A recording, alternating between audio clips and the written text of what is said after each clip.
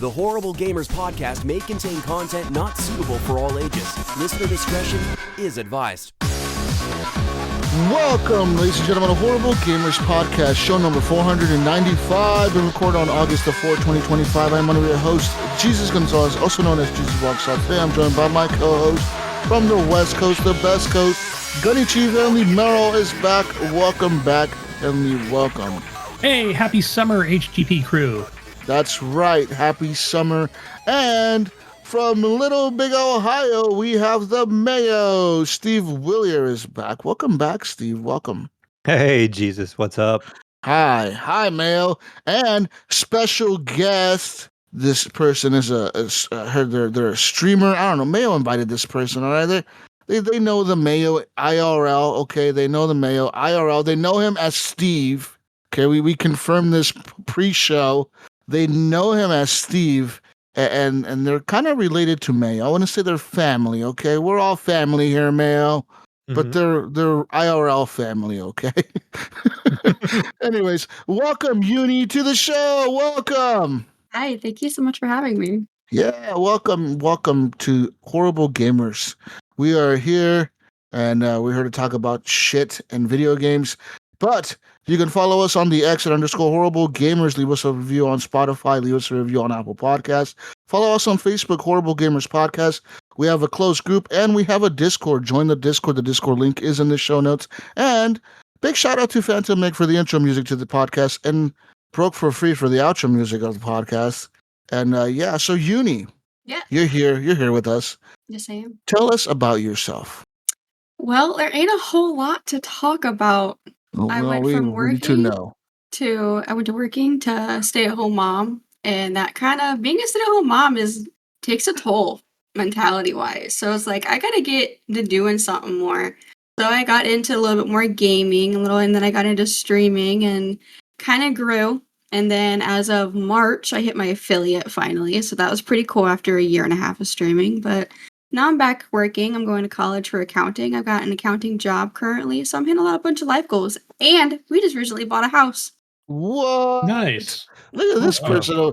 May over here is falling apart, and this person's over here That's right. just getting their life together over here. Nice. That's awesome. That's pretty Mayo's cool. horrible. He's part of the Horrible Gamers, that's why. And May over here getting his Camaro stolen and shit, all Oh my kinds of gosh. crazy shit.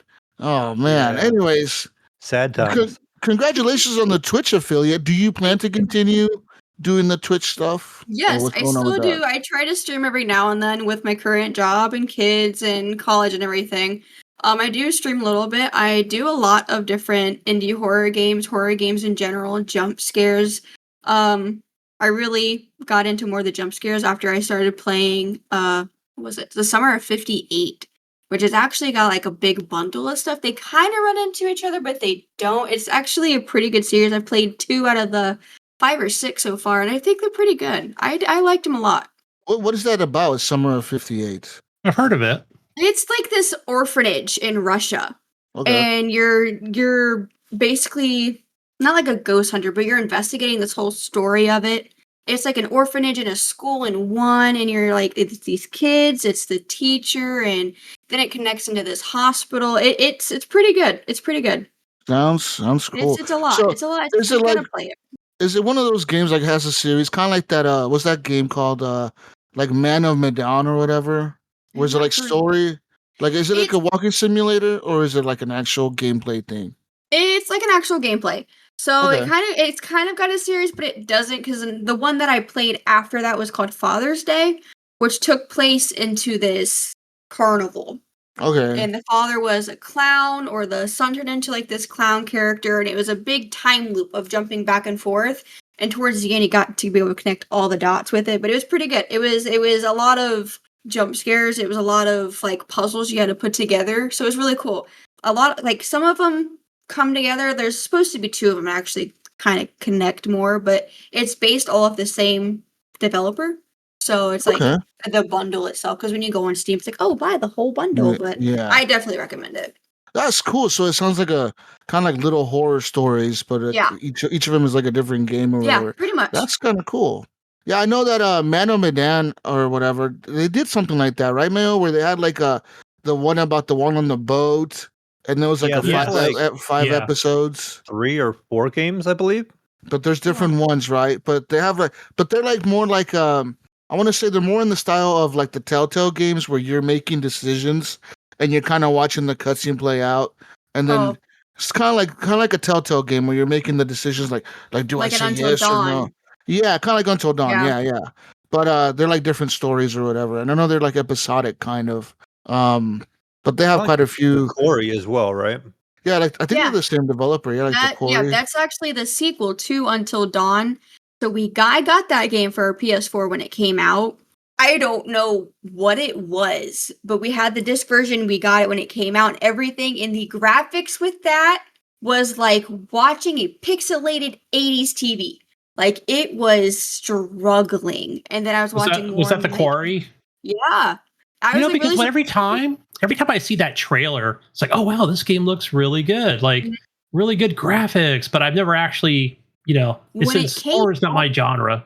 Yeah, I didn't think it would be, but I'm like horror movies. I like haunted houses, so I'm like I'm gonna give the games a try. Playing in the dark sucks. Like it is. No, I won't walk the rest of my house. Every light will be on in the house the rest of the time until I go to my bedroom. But it was like the graphics were struggling when it came out. I was like, maybe because it just came out, like maybe we Yeah. need to wait for some updates. And then after the updates all came out, it was like golden. And speaking of Until Dawn, we just watched that movie for Until Dawn. Okay, was it good? I never watched it. I didn't hear nobody watched it. So, tell us your opinion about the movie. It is like Cabin in the Woods. Okay, It's like a Cabin in the Woods, and I know we did last summer mashup, but the thing that kicked me was the doctor in the game was the gas station attendant, was the Okay. psychologist in the movie. So it was the same dude from the game, which I loved. I love when they do that. But it was also they had the Quarry. No, they had Until Dawn. I apologize. Until Dawn character, Joseph Washington from the cabin. His picture was in one of the psychologist screening papers. Okay. And then at the end they showed the cameras because they killed the doctor. But it showed the cameras and it showed the truck pulling up at the cabin for Until Dawn, the gameplay of Until Dawn at that lodge in the winter. And I was like, they better make a second one where it is actually that. Because that would be amazing. Because I was all excited about, like, this better be, like, close to it. It wasn't at all, which was really sad. Because the Wendigos in the game were nowhere near the same in the movie. Which I know a lot of people don't want to match up. But they had PlayStation as a production in that. So I kind of thought they would. I was like, oh, it's got to be close. It wasn't. They looked That's like weird. zombies. Way, You I know, heard it's way off. and the movie and the game has like real actors in it, so why not use them, right? Like That's kind of what I thought. So I'm kind of hoping if they do this next one, they actually do. Because Remy Malek plays the Washington character. Because I'm kind of hoping he goes in it. He's a good actor as it is, especially in horror movies. So I'm kind of hoping if they do one, it's going to be like that. yeah, that's well, maybe they will. Maybe they're just trying to gauge interest, see like, oh, let's see what people like, maybe get some hype built up for this. They got quite a bit of hate for this, I feel like, because it's like that. Yeah, and so we'll see what happens with PlayStation. Has a lot of things going on though. They have that. They have The Last of Us, and I think they're making aren't they making like a fucking Horizon Zero Dawn movie too right now? They're working on I believe that. they are. And aren't they making? I thought they were making something else. I mean, they already made Uncharted. They're probably gonna make a sequel to the first one of that. I don't think Uncharted was all that. I don't think it was a good movie either. I think that the kid from Spider-Man they chose as Nathan Drake wasn't a good choice. I didn't think he was bad as a younger version. I like that they put the voice of Nathan Drake in there. Yeah. On the beach. That was kind of cool. I don't like the fact that Mark Wahlberg played Sully either. Like yeah. He just didn't. To me, it just was like like I get they're supposed to be younger when they first met or whatever, but it's like still like Sully was still kind of older when they first met in the first game. It doesn't really. I don't know. To me, it didn't. I think they're just trying to get some big names in there just to get. Yeah, it's kind of like what's his name, Jack Black. Just put him in everything, Yes. Minecraft, Nintendo, Mario movies. Jack Black tends to do pretty okay in a lot of these movies. Like he like what his character is going to be. It's going to be a goofy ass character. Yeah. that'll like But that's say just how they stupid seem, too. one-liners. Yeah. And with Um, with Uncharted, Tom Holland was spiking up on their ratings just because of Spider-Man coming out too, yeah, and that was yeah, around that same time. yeah. That's why he was the hot choice. He was the hot actor to pick at the moment, right? Hmm. Like if they made it now, they would have picked what's his name, Pedro Pascal. They would have picked him. I feel Oh, like this they guy is probably would. Joel, and this guy is also Nathan Drake. Yeah, And he's Spider-Man. Why Yeah. not? Oh my gosh, but that would be a sight to see. so yeah, okay. Let's talk about. So, is that the only types of games you play? Uni is it like horror games? Is that all you're into? Well, my fiance got me into old school RuneScape, so Okay. Wow. Yeah. yeah, he's got me into that. We have take a very large gap from that, so we've played the newer bosses. So that's taken a big gap from us because I suck at the bosses. My stats are not all that great. So he got me into doing that. It's like, well, I don't know what I'm doing. He's like, just follow me. Uni, I when I saw you, I was thinking like, oh, the same age group as my nephew. And I know that old school RuneScape is blowing up on Steam right now. And I want to say that even my nephew, played this on a phone and tablet back in the day, Mhm. Before he got a. No, you don't even need a great gaming PC, right, for this game at No. all. Our tablet tends to kick us out of our server. So it's like we can go and just mine. It's like, no, boop. And it's like, oh well, thanks for that. So but I think that was when Jagex was kind of taking over a little bit to where they were their own platform. So like if you even go make an old school RuneScape account, you've got to link that with Jagex because they want to do that authentication type of deal. So who had it before Jagex? Because I was reading up on that today. Was it just? Do you remember who that might have been? I can't even think. I think it was still partially, I believe, Jagex, but they kind of took it over. I think it was just old school RuneScape in itself because now they have RuneScape 3, RS3. So Have you played that? Have you played the new one yet? I can't even stand to look at it. I Yeah. can't. It's just, It doesn't look anything like a RuneScape game. No, it's not something that I see that's meant to look old. It looks way too new for what it's meant to be. It's just Makes sense. I mean Yeah. the graphics look great, but it's like the whole setup is different, the inventory is different. It's just I like it looking like an older game, like what it's meant to. It's old school RuneScape. It's like an old Dungeons and Dragons type of deal. There you go. That's what I was thinking. Yeah. Good comparison. Oh, okay. Anything else that you play?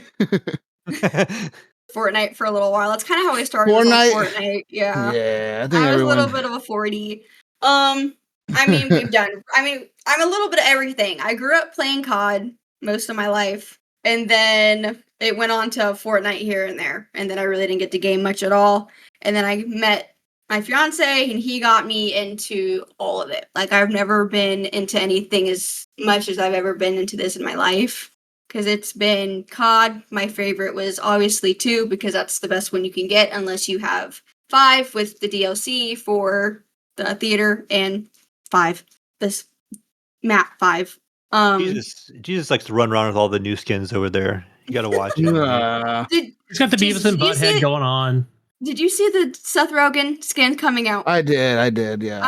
I'm kind of excited about that, not gonna lie. Just because I watched them put him in a dome to get these pictures of him, and I'm like, that's how they do that. Now I want to play it more.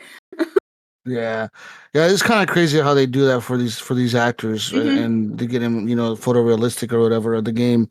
But I'm not a big fan. I don't know. Like, I like the skins, but some of them are just like, I don't know if I really want. Yeah. Like, it gets kind of tiring after a while seeing like the fucking fairy shoot me in a Call of Duty game. It's like, what the fuck? What the hell did that thing come from? It's supposed to be a man's game. Yeah, this is supposed to be like a fucking military shooter, and I'm getting like shot by like fucking Beavis and Butthead. Like, what the fuck?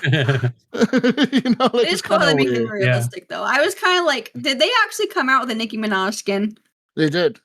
I thought, wasn't that a Fortnite thing, or did she get into Call of Duty as well? I thought it was only COD, because I saw someone was like, well, no, that wasn't Fortnite, that was COD. And I'm like, I'm confused. Like, I've been out of the picture for both of those. I've been on my own soloing everything. I wonder if these guys that do these deals with Activision have to stay exclusive to Activision. Like, That's only what I be was on Call wondering. of Duty, because I've noticed that some of the times that some of these like singers and rappers and whatever that make skins for like Call of Duty, they won't make a skin for Fortnite.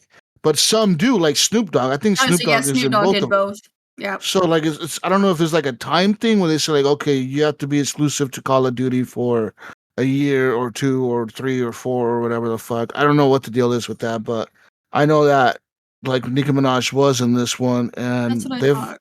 they've had a few other people. They have Seth Rogen. They've had uh I guess that's one thing if they take Snoop like Seth Dogg. Rogen and make him look like a badass, and they have like Cardi B or Nicki Minaj out here, and they look like they're in concert with their outfits. That's a different type of mindset in my mind. Yeah, because like Nicki Minaj is wearing like a purple skin tight suit. Yeah.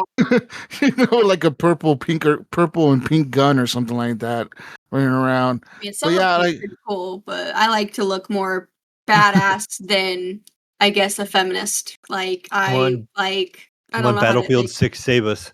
yeah. Yeah. I Well, did see an are article you today, guys. I did are see an you article about Battlefield 6 saying we're not going to go too crazy on the no, skins well, like that Call of no, Duty game. I didn't. Well, that article is misleading. I feel like because I know. they Yeah. don't really answer the question. Are you No. excited for Battlefield 6? Speaking of Battlefield 6, Uni, have you watched the trailers for that I thing? Are you have not hyped? played Battlefield. Oh God, since 2018. Oh yeah. Oh man, I played it. Battlefield I, 3, 4. no, she I would probably have. play. That would be 5 or 1. I think it was one. Yeah, Battlefield 1. Yeah, the Yeah. World War 1. Yeah. Yep. Yeah. Which is honestly is the best one out right now. It's better than Battlefield 5 and Battlefield 2042. So you haven't missed much in the last 2 years. But Well, I started my but journey with Far Cry 6 too, so it's like I'm kind of working my way too ahead of myself. But I've watched my brother, who is gamed. He is 21 now. He has gamed since he was 8 years old. He has to okay. go to a specialist for his hands because I'm like, you have carpal tunnel from your controller. Like you Yeah. can't tell me otherwise. But I've watched him conquer. I mean, all of them, all the Far Cries, Red Dead Redemption. What is the other one? He's on a bike. What is it? Days Gone. Oh, Days Yeah, Gone. Days Gone. I get Yeah. blanked from me for some reason, but I've watched. I mean, Watchdog. I've played Watchdog 2 Oh, yeah. a little bit, but it's like Cyberpunk. I've watched him go through Cyberpunk twice in a day for each time, and I'm like, dude, what do you do with your life? That's pretty Yeah, hardcore. Battlefield or Far Cry 6 was so good. I completed that. I'm gonna disagree. I'm gonna say Far Cry 5 was better. I don't remember. I could not tell Oh, you. well, yeah, I agree with that Five as well. 5 had a better. I They had love more 3, interesting 4, and 5. I casts. think were all my favorites. 6 was 3 okay. was It was a my little long. 3 was my favorite. 4 I didn't really play much at all. 5 was pretty amazing. 6 I couldn't really get into it. There's some of them that It's a the great bad co-op guy game, Uni, there's some of them or that Far Cry 6. the bad guy really grabs me, and some of them that the bad guy is just like, this guy is not that bad of a person. Like I don't need to kill him. I don't Yeah, want to I go. feel that. I don't want to conquer this island to kill this guy. He doesn't seem that Yeah. bad. But like Far Cry 5 with that crazy fucker in Montana with like Oh his yeah. bunker and shit and his cult Yeah. and Multiple the cult chick endings. Yeah. and the cult girl with her drugs and making you trip out. That shit was so cool, dude. And I the think those are fucking cool. bear. There was Yeah. a fucking bear called, what was it called? I forget what the bear Oh, was. Hamburger? was it called it like was hamburger? Hamburger, wasn't it? Yeah. Some shit like that. Hamburger, the fucking bear. That game was so good. I love that Far Cry. Far Cry 5 was, even though the setting was really nice. I think I'm more into like when it's a Far Cry game. I'm more into the like the foresty, Yeah. jungly type stuff than like Far Cry. Far Cry 6 is more like an island, right? You're like on a little like Yep. Caribbean island. Yeah, and I And just got yeah. yeah, there is forest and shit, but I don't know. I like 5 Yeah. the most. I think I quit after I think I played a little bit of 5, but 3, like you said, was probably my favorite. Like that Oh, ending. I think Voss. that's all I've heard about is 3 being people's. I think that was my brother say it. My brother hated Ark. I was Yeah. like, okay. Yeah. It's not. It's not for I can't everyone. get Like, into the art games. the They're problem great with- co-op games. They're great for co-op and you have Yeah. to be into survival craft, and you have to be into like gathering resources to build the fence, and then you build the So, like the fence, and then forest. and then you gotta grab more resources to build Another the good one. house, and then you build the house, and then someone comes by and destroys your house, so then you gotta rebuild it again. It's just that's what you gotta be into. I mean, it's like that new Dune game, that Dune Awakening or whatever, where everyone's been talking about how great it is, but it's a great survival craft, and it's just not for Mhm. me.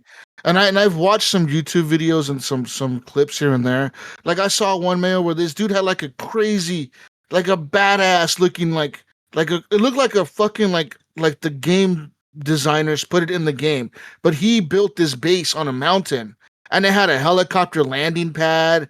It had like all these fucking rooms everywhere. It looked like a mansion, dude. It was huge. A And like fortress. and people were like, this guy landed on his beach, like, hey man, he's like, I always fly by here and notice this place. And the guy's like, yeah, I built it all. And the dude's like, really? He's like, I thought it was like part of the game. He's like, I thought it was like, It's like he's like, the guy he's was like, I like, thought it was part of the game. no, he's like, I got 2,000 hours into the game. I haven't slept since the game launched, or Like, something. that's fucking crazy. But like, I haven't seen it. I haven't seen some it of the yet. some of the cool shit these people can build is really cool when they really dedicate their time to these games. I just don't have like especially I don't want to blame the podcast, but being on the podcast really kind of forces me to like expand my gaming, to Yeah. different things. So I can't really dedicate myself like 1,000 hours into one game only. Like I have to just kind of spread it out, and these games demand your time. Like Dune Awakening demands that you play it and only it for 8 hours a day till you do something good. And then it's like, There's more of a storyline to it. yeah, and it's like come back tomorrow and play another 8 hours to build your helicopter. And then come back the day after you build the helicopter to build the helicopter landing pad. And then come back the next day to build something that's like, oh man, I don't want to do that. So yeah, I get it. But for those people that like those games, they're really worth, I guess they're worth your money, right? Like that's at the end of the day is what it is. Yeah. It's worth your money, right? So Mhm. but I guess real quick, I'll just get to what I've been playing. I did play a little bit of Call of Duty this week, but Mayo and Gunny, I have been playing more Battlefield 1 recently in I thought about preparation. firing it up today, honestly. I was like, I should fire up some Battlefield. And honestly, Battlefield 1 is packed right now. The servers are full. Like every server is everything is on a queue. Everything is queued up. And I think EA actually, I think they turned on more servers because you see a lot more servers that say like hosted by EA or whatever, like official DICE servers that are online now, besides the custom ones. But yeah, they're all packed, dude. That game is crazy how many players have come back to it. I think it's just because of the anticipation of Battlefield 6. And the crazy thing is Battlefield 1, the servers are packed on PC, and the game is not even crossplay. Like if the game was crossplay, I could imagine how much more packed the servers would be, dude. Because you got everyone on the PS4 and the Xboxes and PlayStation 5 and new Xboxes playing. It'll be so packed. That's fucking crazy to me. It's crazy that a game that's that old, from like 2017 or 2018, I think, is that full of players. Or not even. I think Battlefield 1 came out in 2015 or 16, actually. So yeah, it's crazy to see a game that's 10 years old be so supported, and beloved by the community. And it still holds up. It's actually one of the best looking Battlefield games out there. When you play that shit, you're like, holy fuck. The explosions, the sound effects, the buildings getting destroyed around you, it's just so intense playing that game sometimes. 2016, Jesus. 2016. Yeah, it's almost it's 9 years ago, dude. Think about that. Yeah. We were starting this show up at the time, and then we were playing the hell out of the multiplayer. Oh fuck yeah. Yeah, so yeah, it's crazy. It's 9 years that the game has been out, and it's packed. It has more players than Battlefield 2042 and Battlefield 5 combined, I think. But yeah, it's been packed. So go play it if you want to play a Battlefield game. Battlefield 1 is the game to play right now. And real quick, Jesus, just before you continue, just to note, I know that some people are probably thinking, hey, this is going to be on Game Pass. No, you will need an EA Pro membership for probably at least, I'm going to say 6 months. It doesn't say specifically that, but it's going to come to Game Pass probably 6 months later. You think it's I don't see I don't think it'll be on Game Pass. I think it'll be on EA. It'll be on EA Access after a year. I don't see it being within the year in EA Access. But I'm not talking about Battlefield 6. Battlefield 1 is already on there. But moving on now from that, I did play some more Norland, and like I said, Norland is really fucking hard. Fuck, dude, I don't. Everyone's dying, man. Everyone's dying in my kingdom. All right, I got lords dying left and right. Still got that People problem going. from last week. But yeah, but this time I'm doing a little bit better. I have more like heirs to the throne, like kids that are being born to continue the line of the family. So I'm like, I got people to continue the line. So I'm like, all right, I think I'm okay right now. But it's getting pretty dicey though, man. I'm down to like 3 lords, and I don't know, for some reason these people keep killing each other. They poison each other and shit, and like backstab each other and try to murder each other, and shit gets wild in the game, and yeah, I'm having troubles with it. So, but I'm still enjoying it. Still enjoying it.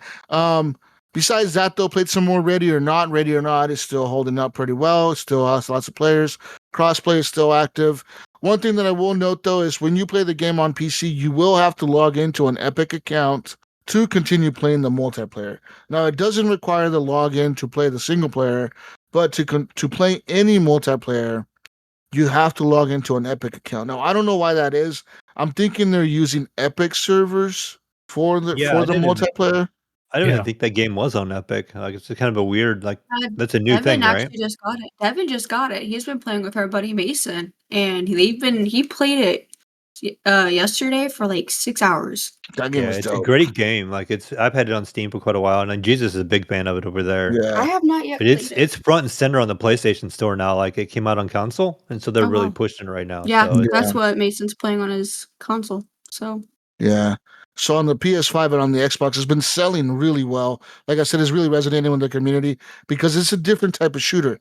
It's not your average like tactical shooter. Like you're gonna have to really, really like be on top of your shit when you're playing these matches, because the AI is brutal, man. They will kill you so quick. One shot to the head and you're down, and then you're out, and you're done for the whole match. It's like, oh, so frustrating. You're like, why did I make that? Like, and then every time you die, you think to yourself, that was such a rookie mistake. Like, I could have cleared that door differently. I could have opened that door differently.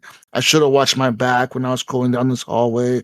I should have had somebody watching my back, or you just think of all the different ways you could have done things differently. And some of these maps are huge, man. Like the hospital map, that shit. I was playing it before the show started, and that show's like 4 floors. You have to clear the basement, the lobby, the first floor, the second floor. Then you got to cross the sky bridge, go to the other side of the hospital, clear the third, the second, and the first floor, and the main lobby. It's like, what the fuck? So these maps are huge, and the AI does chase you down. The harder you put the AI, because I think they have 3 difficulty modes now: casual, standard, and hard. And I play on standard and hard. Hard though, the enemy will like try to outsmart you. They will listen for gunshots. They will listen for like door breaches and shit, and they'll call each other on the radio and tell each other your location, and they will chase you down around the map, and they will try to flank you and stuff. So they will try to sneak up on you. So it's a different breed of a tactical shooter. But it's fun. I could see how you could be playing for 8 hours or 6 hours straight. Because it's fun and it's addicting. It's like one more match, one more round, you know. Besides all that, though, last game that I kind of really been playing this week was actually there's 2 more. One of them is called Drill Core, and Drill Core is it's a lot like Dome Keeper Mail where you're mining for materials, but this game starts off where you have a platform, and the platform is where you build your your upgrades, like a barracks. You can build like a lab. You can build missile launchers, and then on top of the platform and like the sides of the wall, you have like these like predetermined spots where you put up turrets, Mhm. and the turrets attack the enemies that come down from the sky at night. And then during during the daytime, your goal is to send your miners and your resource gatherers and your guards down into the mines, and they're gathering resources, right? They're mining for materials. You're trying to look for these like gems and these rocks and iron and shit.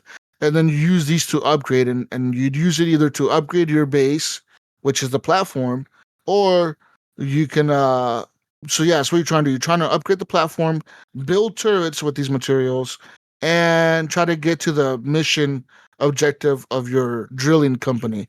And usually the objective is like It'll be like, oh, this objective is 1,000 meters deep, or this objective is 500 meters deep, and pretty much you gather resources. You gather enough resources, like these special rocks.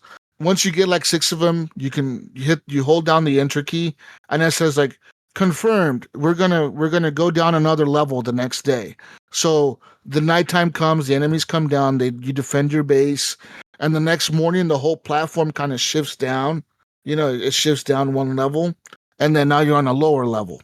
So then you continue mining for more resources. Once you get to the objective level, though, once you gather enough resources to go down another level, it says you can detonate the nuke, which is like your main core that you have that you're defending while you're defending at night.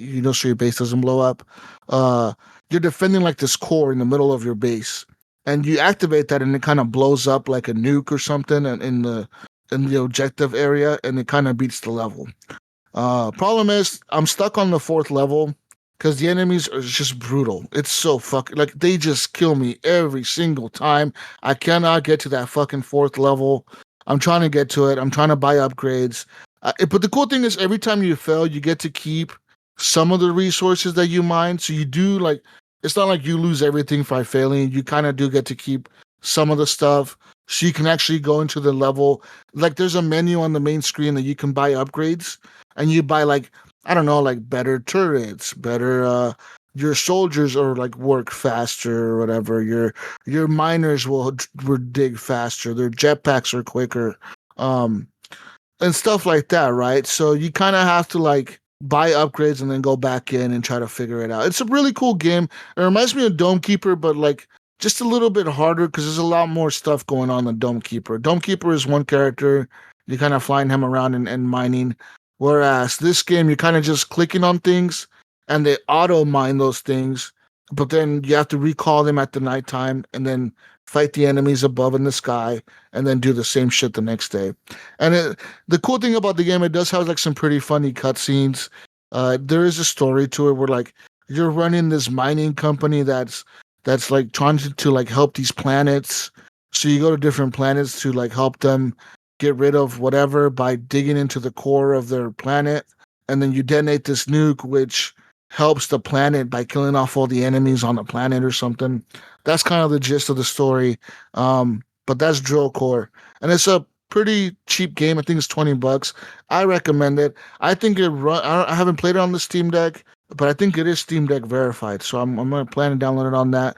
I also bought. I told you last week I bought Red Dead Redemption 2. I played a little bit of that. And then, last but not least, I did play more of Death Stranding 2. And I'm having a weird situation with this game, guys. Okay, so Gunny, I got a question for you. You being the other guy that's with me in this game, that's played more than me, have you seen the naked mannequin cutscene? No, I don't know. I don't think I have, because you messaged me yesterday, and I was like, I don't. And I was like, dancing naked mannequin. No, I haven't seen it yet. He's dancing. He's dancing and he's laughing at you. You haven't seen that? No, I haven't. I don't think I have. Should I have at this point, right? Where I'm like, listen. I don't know what kind of version of the game I got, Mayo and Gunny, but like I think I got you get the dirty version? Are you buying games off of Steam? Like, listen, the Steam version? Listen, I think I got a different version. I got a different version of this game or something. Because everyone I've asked about these cutscenes that I'm witnessing, they're like, "Oh, bro, I've never seen that." I'm like, "Bro, I'm seeing all these cutscenes. These are legit cutscenes, Gunny. Okay, like Norman Reedus wakes up, he's on the ship, and he hears like some tapping in the hallway, and he's like half asleep. He's like, "What the fuck?" And then he goes out there in the hallway, and then he looks down the hallway. It's all dark, and there's a mannequin at the end of the hallway just standing there, like posed, like. And like he's looking at the mannequin. Drunk scenes. No, and he's looking at the mannequin. just like his dreams, right? And the mannequin starts like tap dancing and shit. And then it starts like it runs away, like goes behind the door. And Norman's like what the fuck? Sam's like, what the fuck? Yeah. And then kind of Sam kind of like walks a little bit towards it. And then the mannequin pops his head out of the corner, and he's like, ah! And he's like, what the fuck? And then it comes out dancing again, and he's like naked, like he's wearing no clothes. It's just a mannequin, but it's like a person, but it's a mannequin. And it looks kind of... Put it in the DC. And it looks like Charlie, like the dude Charlie, the Charlie, the head that pops up from the ship. Yes. It looks like Yeah, Charlie. It looks like Charlie, but he has a body and he's all dancing. And you're like, I'm like, what the fuck? What the fuck is this? It was like a horror scene though. It was like a total horror vibe. Like the lights were flickering. It was all dark. The fucking mannequin's moving like really weird. It's creepy as fuck, dude. And I'm like, I'm like, I'm seeing all these creepy ass cutscenes, and I don't know if it's like the things that I'm doing in the game. Maybe I'm doing too much in the game. I don't know, man. But I'm seeing all these. Because I have not. I played a lot of this game, and I have not seen this. Like, no, and Honey, I'm pretty good. I'm doing about too much, not bro. skipping through certain things. Like, listen, bro, I only skip. Gunny, I put a link in the chat, in the stream chat, to the video. There's a video of it on YouTube. Okay. Yeah. I Yeah, mean, there are some things that I'll see on YouTube that, like, okay, I don't want to watch that. It's probably a spoiler until I get to it, like, to make sure I'm doing the mission correctly. Bro, I don't know how I'm witnessing these I'm just playing the game, and all of a sudden some random ass cutscene starts playing, and I'm like, oh, this is part of the story. And next thing you know, I ask everyone, hey, did you see? They're like, no, I never saw that. I'm like, oh, okay, well, how the fuck am I experiencing all this shit? Like I'm literally experiencing like some weird cutscenes, dude. I had some really weird ones, Mayo and Gunny, where I'm like, I don't know if like most people will ever see this shit. Cause it's like legit, it goes from being like kind of like an action game to like being like a fucking horror vibe. It's like Hideo Kojima's fucking with my head. Like that's what it feels like. Oh yeah. It feels like he's fucking with my head. Like he's just doing shit to like fuck with my head. Like, haha, you think this is an action game, Jesus? No, this is really a fucking horror game. Ha ha, fucker. Like it feels like he's fucking with me. You're getting high with Kojima right now. I think I am. I think I need to do drugs when I'm playing this game because this fucker. That's the way you're gonna understand it. I think he's giving a drug. Jesus, you're on it now when you're in this game. He's like. I tell you what, bro, I'm seeing some weird shit in this game, and I'm just confused. I don't know what's the point of the dancing mannequin. I don't know. He was just dancing and shit. Funny, I have not. I'm like 80% like locked on the network, But and again, Jesus, Mexico, and I haven't been back since. I've just been unlocking everything in Australia. And like I got to the ghost hunter guy, and I'm doing that mission where you got to find the headless ghost rider guy. Yeah, that was a cool mission. We were talking about that yesterday. That was cool. Oh, did you? You got to bring the bike at night. You got to bring the tri bike over there. Yeah, so I got the tri bike. I think I borrowed one from somebody. I don't know. I went to a garage and it said borrow this from this person. I was like, all right, cool. I borrowed their bike and it's fucking quick.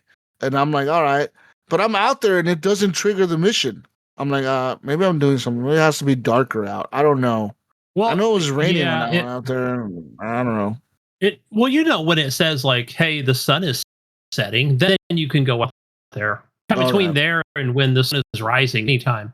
And then, Dollman will let you know. Like he'll have some dialogue at the bottom. And say, oh, you got to look around. Dollman, he's like, I don't know, Sam. Maybe we should come back with the tri bike at nighttime.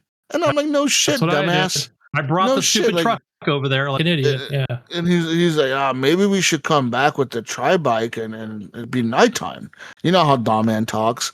And then, exactly I was like, you just this. And then I'm like, I don't know, bro. Whatever. I guess we'll go do the other missions. I got like 6 other missions to do, like collect samples for the one chick in the mountain, and then I gotta collect some other shit and take it to some other person across the map.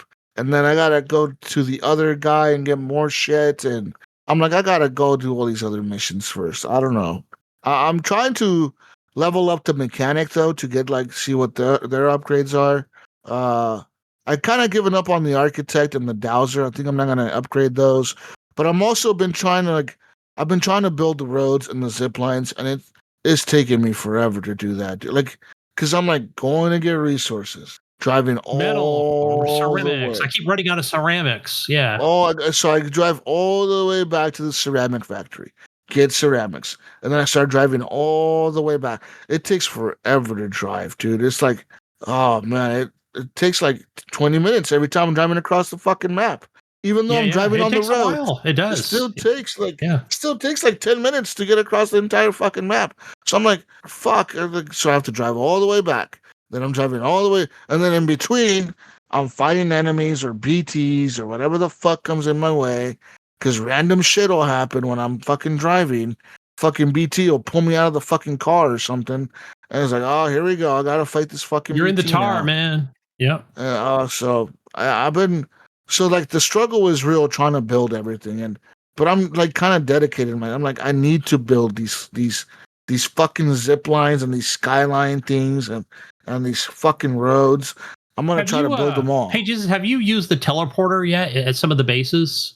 I used it today and yesterday. Like they're far and few between. Like I didn't use it until I saw the option. Like, oh, hey, you can teleport, but you can't teleport anywhere, right? So I'm at the point now, Jesus. I'll just kind of like I don't know. It's not really too much of a spoiler, but it's like okay, the Magellan is down. It's being repaired. It seems to be going on forever or a little too long. But no story spoiler here. So like yeah, I was like I got to a couple places and I keep thinking, what is that thing like? It's kind of like hovering, just kind of still in place above some of the bases, and then I also got the what is it called, the safe house. So I know you can do. Yeah, it's the crystal thing you see floating around. Yeah, that thing. Yeah, I don't like using it. I used it a couple times. It's cool. I don't like using it because it doesn't let you fast travel with your stuff. No, and right. It puts it in a locker. Like I like it out. Yeah, I like having all my shit on me, like my guns. I know what guns I have. So when I run into shit, I'm like, okay, I know what I have to fight this. I don't like running into a situation where I run into a BT and I have nothing to fight the motherfucker.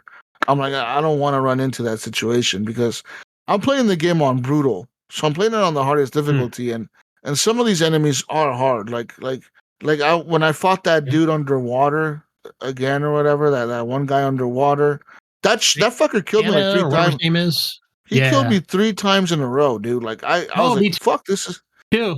I'm like, this shit's actually not easy anymore. And then finally, I was able to figure it out and figure out what I was doing wrong, and I got to him and fucked him up. But it wasn't easy. Like the first 3 times, right off the bat, they just fucking killed me. Like with those grenade launchers that they had. Yeah, they had those grenade launchers. Him and all his soldier buddies. That's what use the grenade on them is what I think you have to is the advantage right there.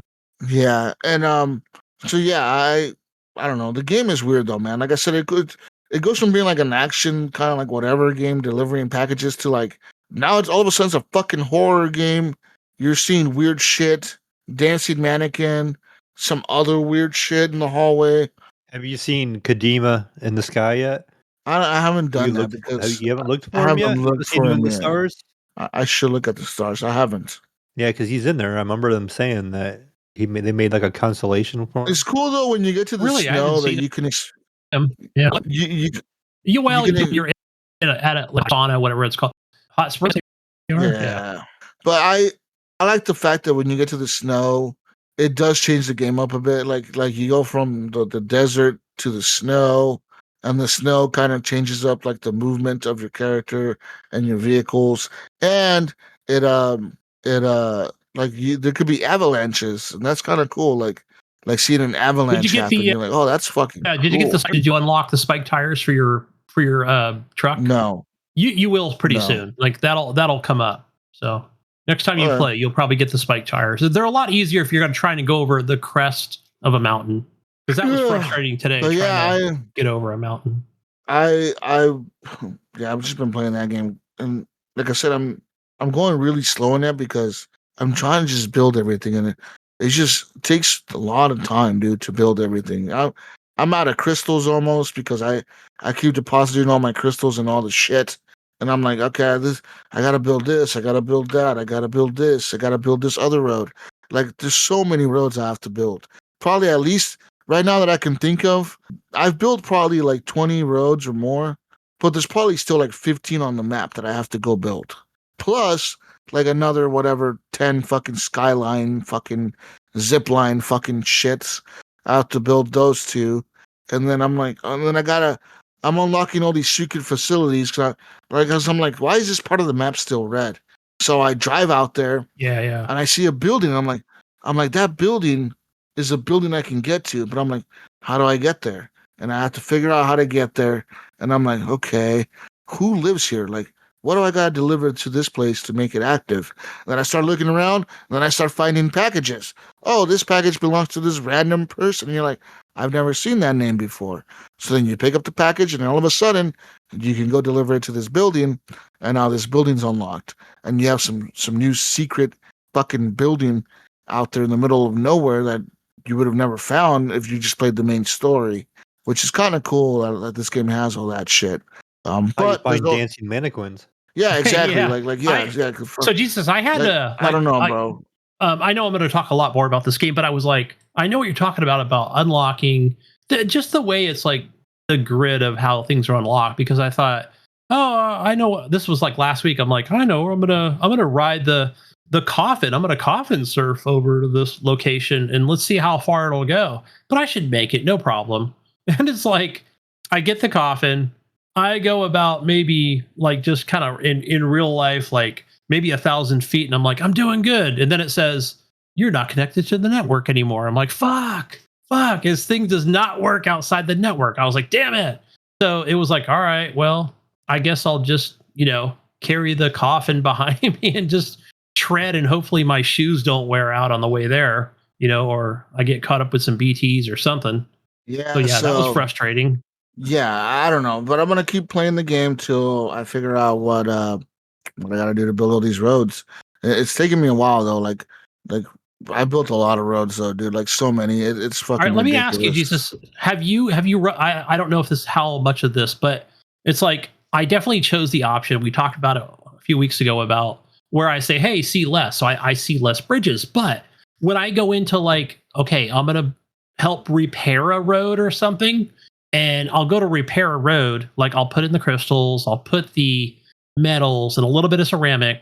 But I feel like when I come back to it, actually the road is actually extended because in the left side of my screen, it's always telling me, hey, somebody trotted on your area, that somebody was also contributing or whatever. So I feel like the road is actually extended a little bit more, even though I haven't fully 100% built the road. Have you seen that as well? Yeah, roads get built with you depositing shit or not. Like roads will get built randomly by other players that you can use. But yeah, that doesn't happen to every road. That's the issue. Like I'll have a half road built over here, then one half over here. Like I said, I gotta build one in the desert to go out to this dude in the desert. But like that area is full of BTs, dude, and I'm scared to go over there because I'm like, I have to fight all these BTs while trying to deposit all these stupid fucking crystals and deliver all this shit over there. I'm like, I just don't want to do all that right now. So I'm like, I gotta focus on the main story and level up my shit. And then all my gear is getting destroyed because I'm always crashing into shit. And my gear always is like, oh, you fucking ruined all the metals you have in your truck. I'm like, fucking shit. Fuck. I had like 10 cases of metals, like 4,000 fucking metal fucking things, and now they're all fucking destroyed because I drove my truck into a rock, and the fucking rock, somehow my truck couldn't go over it, and now I'm fucking shit's all destroyed in my truck, and I gotta go and dump this shit somewhere off. I gotta go dump it somewhere because it's useless. This is why we couldn't play Roadcraft, because Jesus could not drive a truck without wrecking anything. Right, go slow, Jesus. Slow down. I'm trying to go over the rocks, man. I got big wheels. Okay, it's got big wheels. It says off-road utility truck. I'm like, this thing can go off-road apparently. So I'm driving it on the mountains like an off-road truck. And next thing you know is, boom, I fall off a cliff. Truck's all fucking rolling down the mountain, and I hit a game few that has Jesus-proof vehicles on it. And I hit all the rocks. Yeah. And my truck seems to hit all the rocks and trees on the way down, and it destroys everything in my truck. It's like, oh, your packages got destroyed. Your fucking delivery got destroyed. This other delivery, mission failed. All these orders are failed now because you fucking suck. And I have like 30 destroyed packages in my truck. And I'm like, okay, well, what do I do now? I don't know. I guess we start somewhere. So I go to the nearest facility. I take all the resources that I can take, and I try to move on. But it's hard because rebuilding these roads takes resources, and when I empty out a building from them, they don't restock that shit right away. It takes like days for them to restock resource, like fucking literal, like a fucking week in real life for them to restock their resources. I'm like, you motherfuckers. I'm building this stupid chiral network for you, and you can't give me more resources? Oh, and it gets me mad. And then I go to the Magellan thinking, oh, the Magellan will have fucking resources. No, it doesn't have shit. It doesn't. It has like 2 crystals. Oh, we have 2 crystals for you and 10 metals. What the fuck am I going to do with 2 crystals and 10 metals? And it's hard to upgrade the it's hard to upgrade the Magellan. Not hard, but it's far and few between. But I do like the new skeleton that I got, the Boca or whatever. That one's dope because it lets you carry like a lot more weight. So like the skeleton lets you carry 120 more kilograms, and the Boca lets you carry double that. So now I can carry like a fucking I'm like all the heavy packages on. But the problem is my vehicle can't carry all the heavy packages. So sometimes I that's the other problem, Gunny. I got like orders and I got these ceramics and metals in my car to try to build the roads. And half the time I can't take on orders because it's like your car is too full. You have too much cargo. You can't carry all this shit. And I'm like, fuck. Okay, what do I get rid of? I get rid of this ladder, I get rid of this spray, I'll get rid of this stupid climbing anchor. And then what happens, Gunny? Then I'm in the middle of a fucking mountain, my vehicle gets stuck, and I have to use a ladder that I don't have. And you have no ladder or no hook. Yeah. Right. And you actually need 2 ladders, by the way. Not 1, but 2. That fucking ladder would have came in handy right now to get out of the situation that I'm in. Now I'm fucking stuck. My vehicle is stuck. I can't get out of here. And now I'm going to lose all this stuff in the mountain because I'm going to have to leave it here because I can't carry everything. So I carry all the important shit out and lose all the other shit. And it's like, oh, man. Like I said, that game...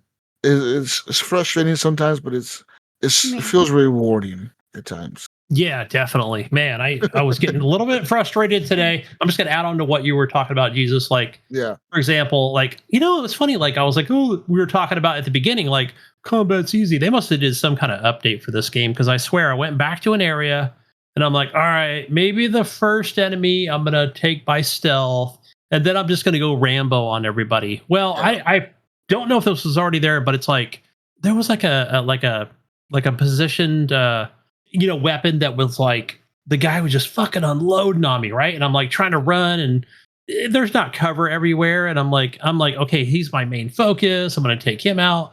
I've got 3 blood bags, which those are like your health packs kind of thing. And it's like, man, like how the hell did I go through those already? Like it was crazy, like the amount of enemies that were just coming at me. I'm throwing grenades. I've got my freaking grenade launcher itself. I've got the good machine gun. I love that thing. I feel like it does a lot of damage. The level 2 one with the big ass magazine on it. I don't know if it is a level 2, but it's got the big magazine on it, and I feel like it does a lot of damage. But it's like, come on, like hurry up, like this thing's not working. So yeah. But yeah, like that part was so frustrating. I think I died 3 freaking times. I'm like, what the hell? They must have did some kind of stinking update on this game. But before, it was so much easier. I don't know. Like, but yeah. that was like, come on. Like, let me reload. And then when you reload, it says, hey, guess what? Your items were stolen. This is like Dollman, the guy that you actually carry with you. And he's telling you this. But at least you can kind of run up from where the water is and like get to the locker, unlock it. All right, get all your shit out, put everything back on, and then go try it again. Or because then, here's the funny part. I don't know if I'm sure you've noticed this, Jesus, where it's like, okay, now my truck is with the other truck where the enemies are. They seem to have parked it like facing each other.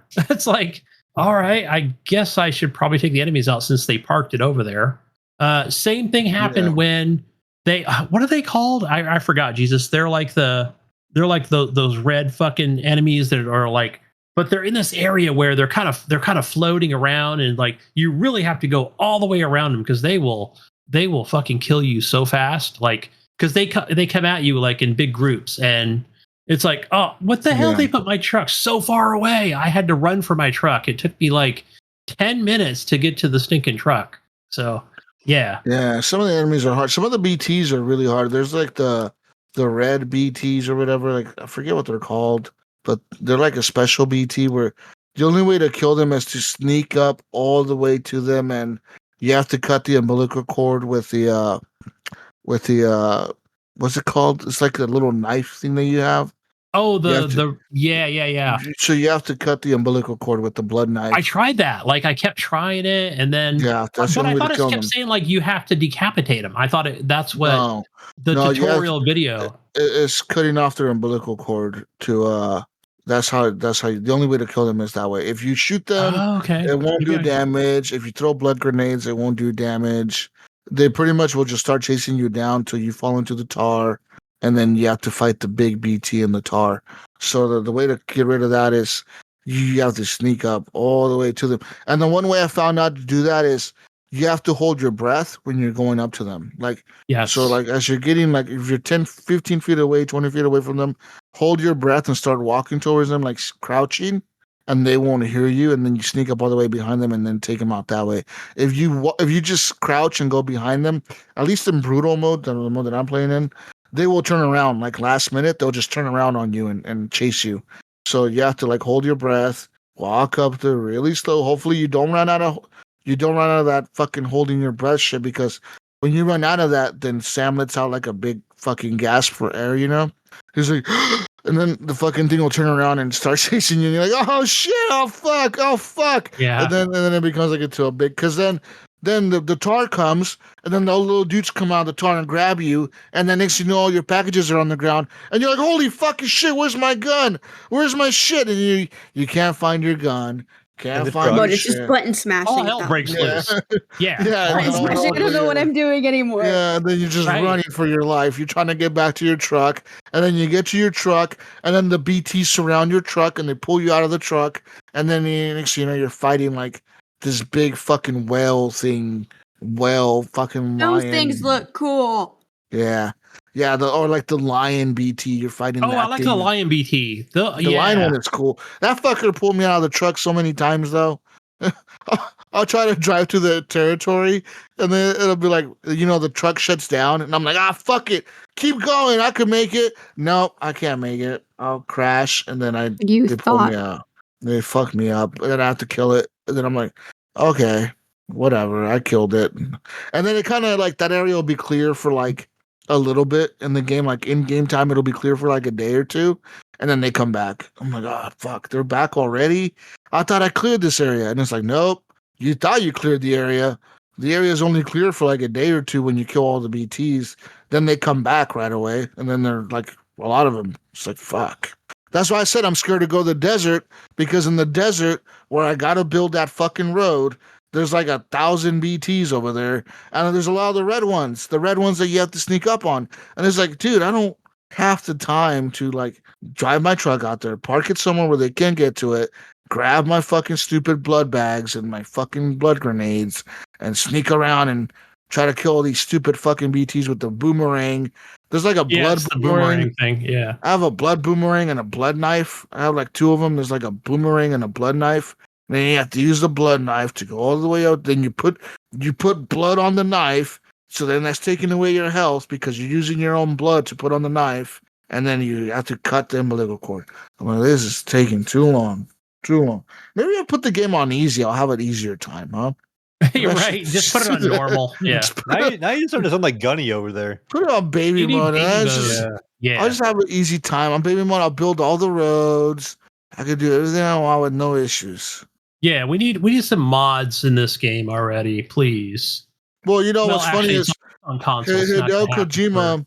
Hideo Kojima. He was just funny. There's a few interviews with him about this game, and he said when I first was about to release the game, he's like, I had people play test it, right? Like people come in and test the game, and he's like, and everyone liked it. He's like, everyone was giving it perfect, 10 out of 10. This is an amazing sequel. You did a good job. And he's like, and I didn't like that. Of because course not. Like, he- who he's can you like- think of that could go to Kojima and go, really, and just be honest and go, yeah, it's just okay. I don't know. It needs Well, he work. said Like, he no way said would you ever he say said that to Kojima. he said everyone came up to me and said the game was perfect, 10 out of 10. And he's like, you know what? When you make a perfect sequel, you didn't do a good job. So you got to make a sequel that some people don't like, because if you make a perfect sequel, he's like, then you didn't make enough changes to it. So he Right. said he went back and made more changes to the game to make it harder for some people and easier for some. He's like, I had to change it up to make some people not like it. And that's why, like, for example, Bill Gardner liked it. And at first I was hating the combat because I'm like, this is too easy. And Billy's like, Yeah. no, I love it. This is amazing.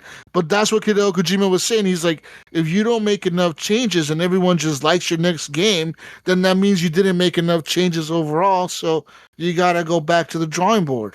And then he also said the reason he put a baby mode in the game, like an easy mode or whatever, he's like, let's be honest. He's like, there's people that don't play video games that want to play this game, and I want them to play it. So he's like some of the people that are like in the game, the actors that are like Heartman and the dude who plays the bad guy. Yeah, Troy and Baker got the other his guy, the other bad character guy. name. And then Oh, the Vanna a few of the guy? girls. Yeah, and then a few of the other girls that were like Rainy and Tomorrow Neil and Vanna. and what's that girl's name? Fucking Fragile. He said some of these actors want to play the game, but they literally couldn't get past the first part of the game. It was too hard for them. He's Yeah. like, so I had to make it easy. I had to make it to where they could play the fucking game. So I'm like, oh, this motherfucker, like, Hideo Kojima's he must be on crack, bro. I'd love to have a conversation with that guy. He seems to be really smart, but he's also like off the wall, just fucking like has crazy visions, dude. Like, I don't know, man. Like I said, I don't understand the point of some of these cutscenes that I'm seeing. I saw some weird cutscene with a coffin. I've seen a weird cutscene with the mannequin. I saw some other weird cutscene with Dollman. Dollman told me a story about something, and the shit got real weird. And I'm like, Dollman, this is getting real weird, bro. And he kept going, and the story got super awkward. And I'm like, I don't know what to think. I don't know, Gunny. I'm experiencing weird shit with this game. All right. Yeah. It's a crazy game. You know what? Wow. So, okay, Jesus, I'm not going to spoil anything for you today. I'm going to try. I'm going to do my best not to spoil for anything. And I shed a tear today actually playing this game. It's been a while since I've actually, like, I guess you could say, playing a video game. But yeah, I had to wipe away a couple tears, man. And I saw it coming. I thought I saw it coming from the beginning of the game. Is this going to come to a conclusion? Like, what's going to happen? And it was a sad fucking moment. And I was like, oh man, like, it was going to make me tear up and cry. And it did. And it was a moment I had with with Sam and Tomorrow. And I'll just leave it at that. But it was a very emotional moment. So and you'll see what I'm talking about probably the next time you play it. There was one of the things that kind of threw me aback was what you learned from that Neil Vanna guy or whatever, and Sam and the past, and you're like, oh, that is fucked up. I feel bad for Sam. Like damn, you know what I'm talking about? Like, Gunny. I guess right. Like Sam's talking about, and there's a little bit more revealed, and I think that, like, and I think it like kind of confirms who Neil Vanna is. Not like who he is, but like, like you're like, oh, okay, I see who he was or whatever. Yeah, like who he was, right. And like why he's after BB, why he thinks what he thinks, and why he's after you or whatever. Like, yeah, it makes sense because like in the first game he was after you the whole game, and you're like, why the fuck is this guy chasing Sam around? Is it for the BB or what the fuck? Like, and then I thought he was the BB's dad. That's what I thought. Apparently, I don't know. I'm wrong. I don't know what the fuck happened with the story, but there's a whole twist to that shit. I'm like, what the fuck? Like, yeah, we'll definitely do a spoiler cast on this once we're completed. Yeah, you definitely have to. When I didn't have I haven't listened to no spoiler cast. No, I think I know what's gonna happen, but I'm gonna hold off. I think I know what's gonna happen, but I'm not sure. That's the problem. I think I want to try to push through the story a little bit more because now we have more games coming out, and I'm gonna start getting caught up on all these other games. I need to push through the story. Like I said, I'm with you. I'm like right with you in the story, Gunny. Like we're on the same missions pretty much at this point, right? And Yes. we both have played a lot of this game. Like I think Bill Gardner has beat it, and I'm looking at his playtime. His playtime was 70 hours. I'm at 58 hours or something like that. So I'm thinking if I push the story, I can probably do it within the next 12 hours easily. But that's me pushing to just the main quest, and I think it's doable with the gear that I have. I don't think I need anything better, but we'll see. I don't know. Like I said, I get caught up, man. I like see like a road. I'm like, that road needs to be built. Yeah. You just got to build those roads. I know. I I've been just doing gotta it too. build the road, I've been- man. I This whole just week gotta I've been build roads. I gotta put the ladder, and I gotta put the ladder up, and I gotta put the climbing rope for the people, man. I'm trying to help the people out. All right. Every time I log in, I get like 1,000 likes. It's like doo-doo-doo, like the little screen pops up, and it's like this person used your road. This person used your road. That's This what you person really used your want. You just want the acknowledgement. You're like, I think so. got to build the You want the roads so you can have fame. all these like. Accomplishment. Yeah. Yeah, I gotta be for the people, man, for the likes. All right, the little hearts, the little thumbs ups that you get. All right, listen, man, you gotta do it for the gram, bro. All right. But yeah, we fucking it's a fun fucking game, and it's so good looking. Some of the cutscenes, I'm just like, fuck, this is like next level shit right here, dude. Like some of the cutscenes with Tomorrow and Rainy and Fragile, like they look so real. I'm like, these people look like it's like you're looking at a real person. It's just they're digitized, but it's Yeah, them. I mean like they you're like, are real people and they do look like them in real life mostly. yeah, it's crazy. It's crazy. Like I would love to meet Fragile in real life, and Rainy, and Tomorrow, and Norman Reedus. They look so fucking cool, dude. Like they need to make a movie of Death Stranding. They do, and I think they If are. I met Norman Reedus. Oh. I love Norman Reedus. Norman Reedus and Blade. Oh His yeah, golden yeah. hour. Right? Blade is But, such a great, hour. really good movie. That first one and the second Mhm. one. I think they made But, three. But the first two were so good. I think they would yeah, do. they need to make a movie with this cast. Like That would use be the really same- cool. Use the same characters. Just use these actors. Use these real people, and make it like a cool movie. I think it'll be cool as fuck. He And, just and like came out with Death Stranding 2, and who plays the adult BB is coming out with a whole AI robotic movie of herself. I can't even think of the name of it. I just saw a preview of it. It looks really cool. It made me think of Death Stranding. it's cool as fuck. Yeah. Yeah. Like like some of like I said, the cutscenes are pretty amazing, and I have a blast. And have you ever used the camera in the Magellan Gunny, like the little camera that they give you? Well, Have it, you ever it just only gives you randomly that picked it up? one-time option, doesn't it? Like, well, I guess you could probably go back. But No, I was in the room last night. I was in the Magellan, and I was looking around the room, and I panned over to like Dollman, and I looked down at the camera, and it said use the camera, and I was like, I thought he was gonna take a selfie or something. No, next thing you know, it's like pick a location, and I was like, the hallway. yeah, I've done that. And next thing you know, like Rainy and Tomorrow and Fragile and shit, they're all posing in the hallway. I'm like, I guess I have to take a photo. I don't know. And like some music is playing. They're all posing and shit, different poses. And then you take a photo, and there's like Fragile says, "Thank you, Sam." And Sam's like, "Yeah, whatever." Okay, Right. I That's his got response. you. Yeah. Yeah, cool. It's all good. I got you. I was like, okay, cool. But Well, yeah, I already did that. I wasn't sure if I can go back and do it. I guess you can keep going back and taking more photos. Yeah. Yeah, take more selfies, bro. More photos for them or whatever. But yeah, I fucking love the game. And yeah. So what else have you been playing, Gunny, besides Death Stranding? But just besides that, I did play a little bit of the Wu Chang Fallen Feathers, which is the new game. Yeah, Wu Chang. sounds like Wu Tang. It does, huh? Yeah. Wu Chang. And I've only played like just not even like less than an hour. Like I feel like I've watched a little bit more on YouTube. Is like, okay, what do I need to do? How, like, because this game is extremely difficult, Souls RPG game. And one of those. Is it as good as? Oh yeah, it's definitely as good as Wukong or Elden Ring? So you know what? Like I'm just going by what I've heard on podcasts and YouTubers or whatever. Like it's funny to hear people talk about this game as far as like because I guess it's not like a well-known developer. Let's see, who's this game made by? It is from Lean Z, Leenzee.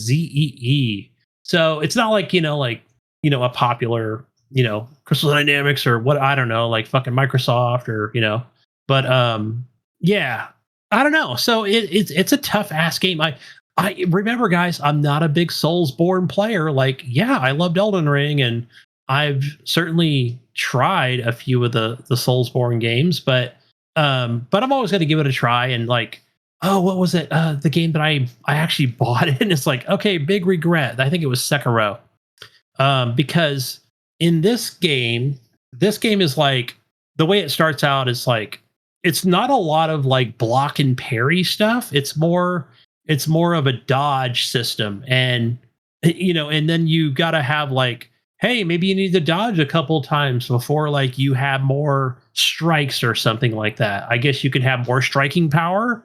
So yeah, I'm like, I don't know if I like that. Where no, I want to get in and like if I have to collect souls like a Souls game, like freaking Elden Ring, I'll do that. And like, that means I can have a better weapon or better armor, but I don't know. I don't think I'm going to make it very far in this game. So yeah. And it's more of a dodge. There's no rolling. You're just kind of dodging out of the way of enemies. And yeah, I know there's a good like, perk system and, you can do upgrades and stuff like that, but who knows if I'll actually make it that far. So yeah, they were wiping my butt with the freaking floor, like in the beginning. So like, I don't know. We'll see how it goes, but so far I'm just in the beginning of it. Jesus, did I? On Game Pass? Yes, yeah. Is that where you're playing it?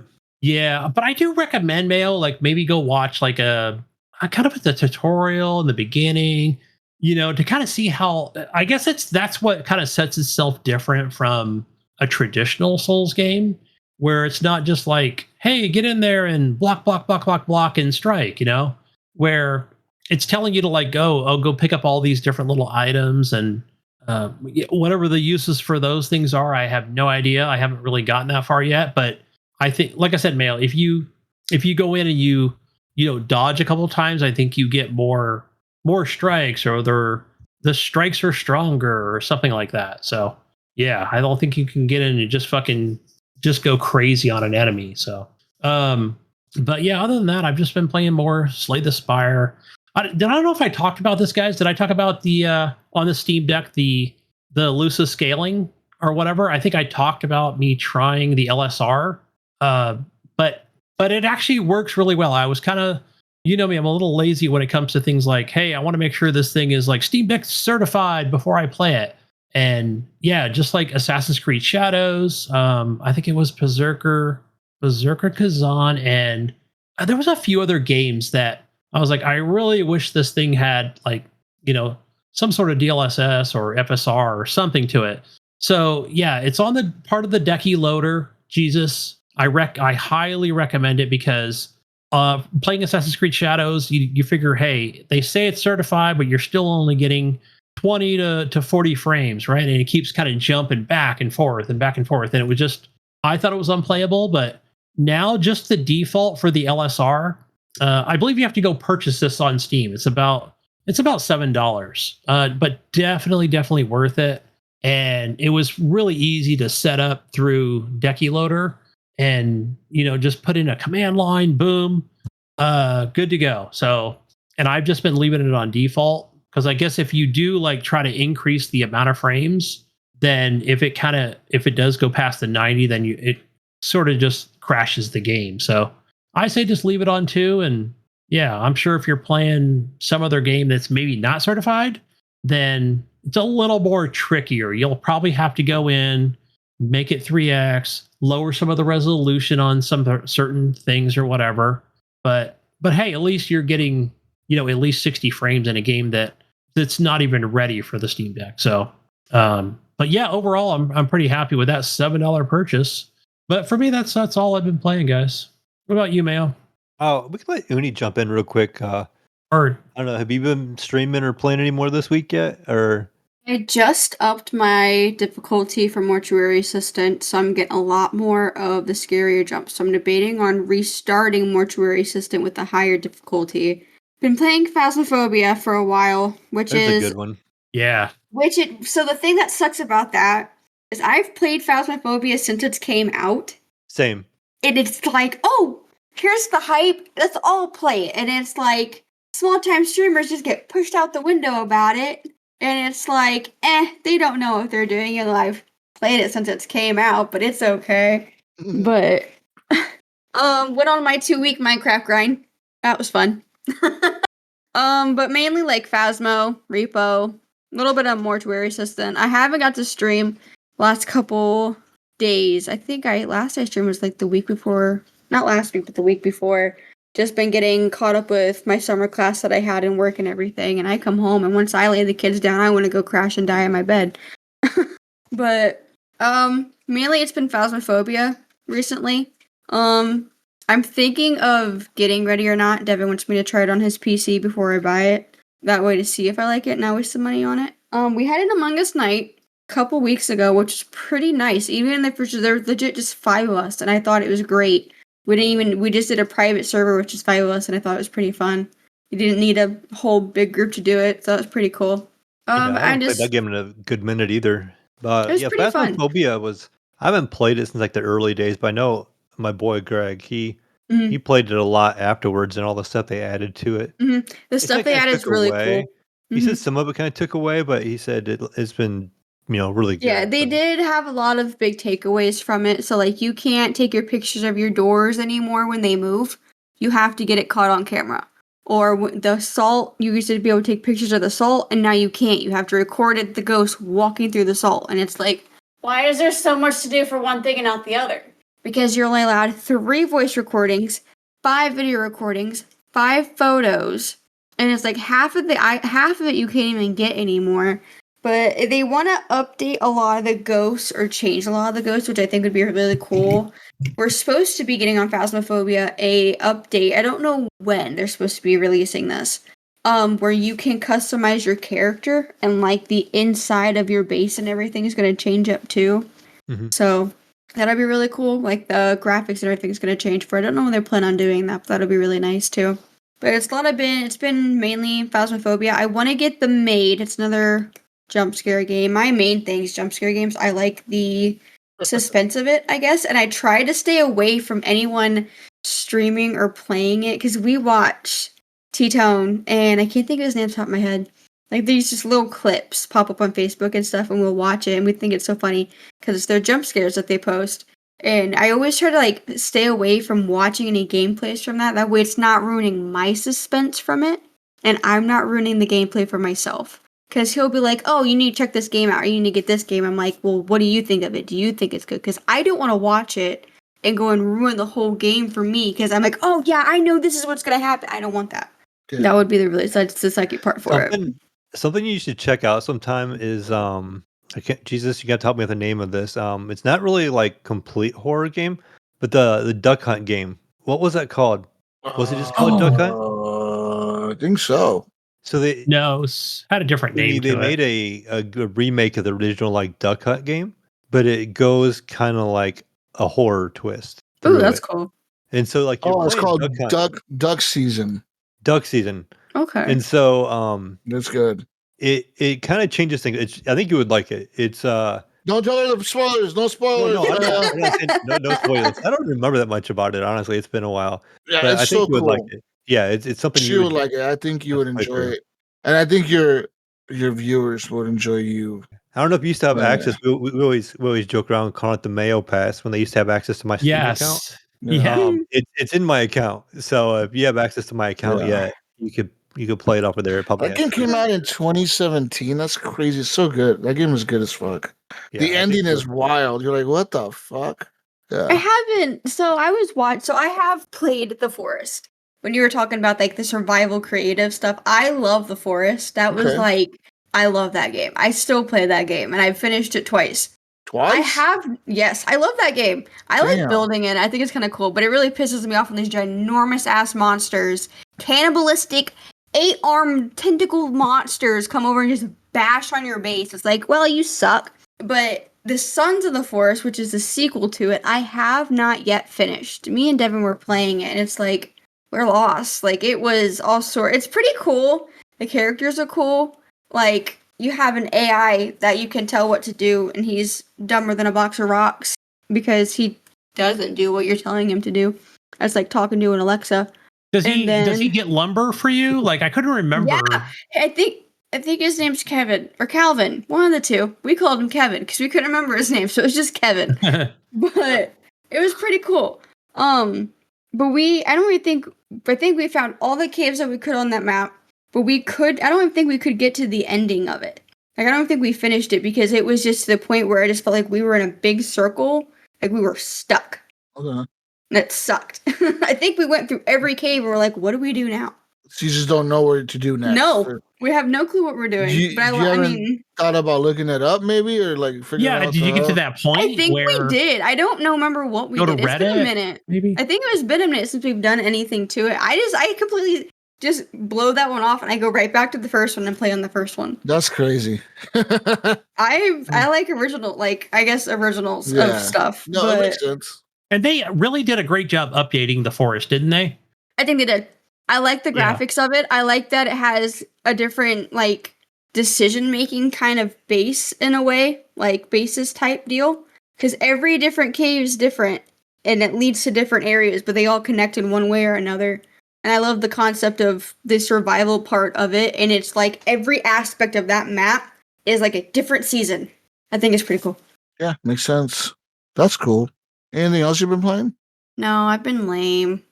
I need to find more games to get into. Right, every game that I want to get or I get recommended to is, this is a horror game, do that. I'm like, okay, then I'm just a horror game type of player. That's fine. That's fine, I guess. Cool. Everyone's as got long as you enjoy playing it. Oh, yeah. I love, I want to I had it on my Switch before I got the OLED one.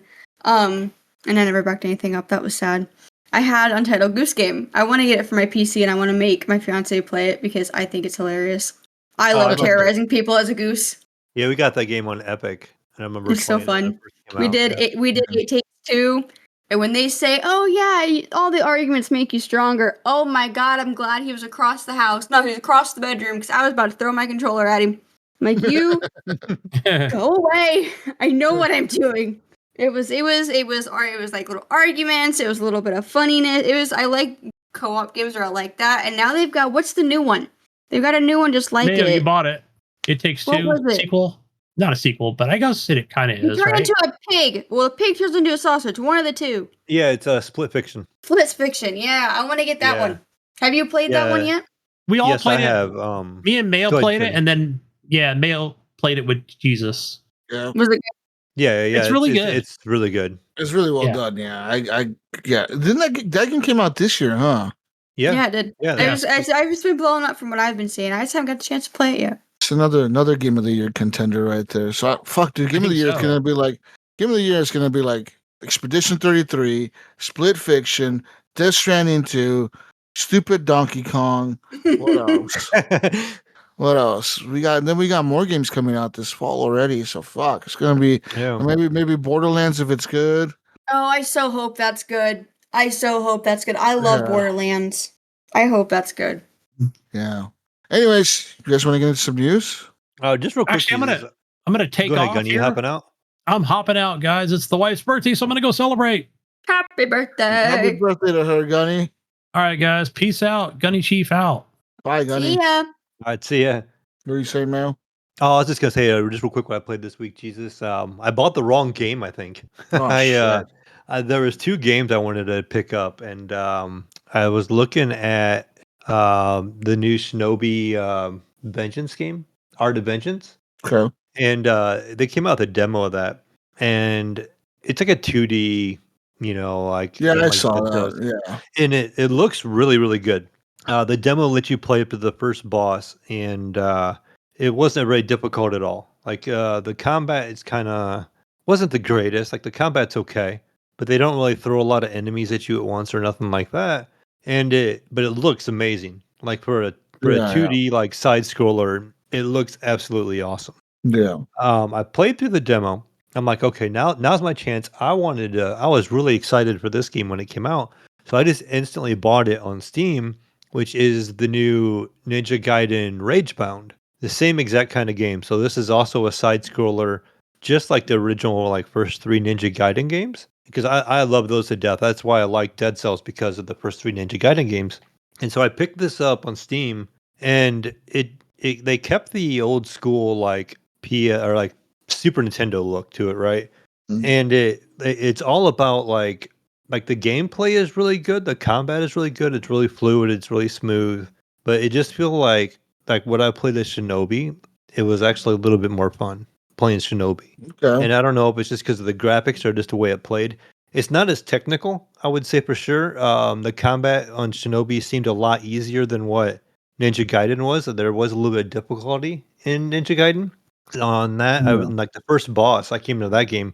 I think I probably died like 25 times against that first boss, and it's one of those boss fights where you have to kind of learn the pattern that they attack with and how you kind of like counter that pattern. And so like each time you fight him, you get a little further because he keeps changing it up. You know, like you're like, okay, I know how to dodge this attack.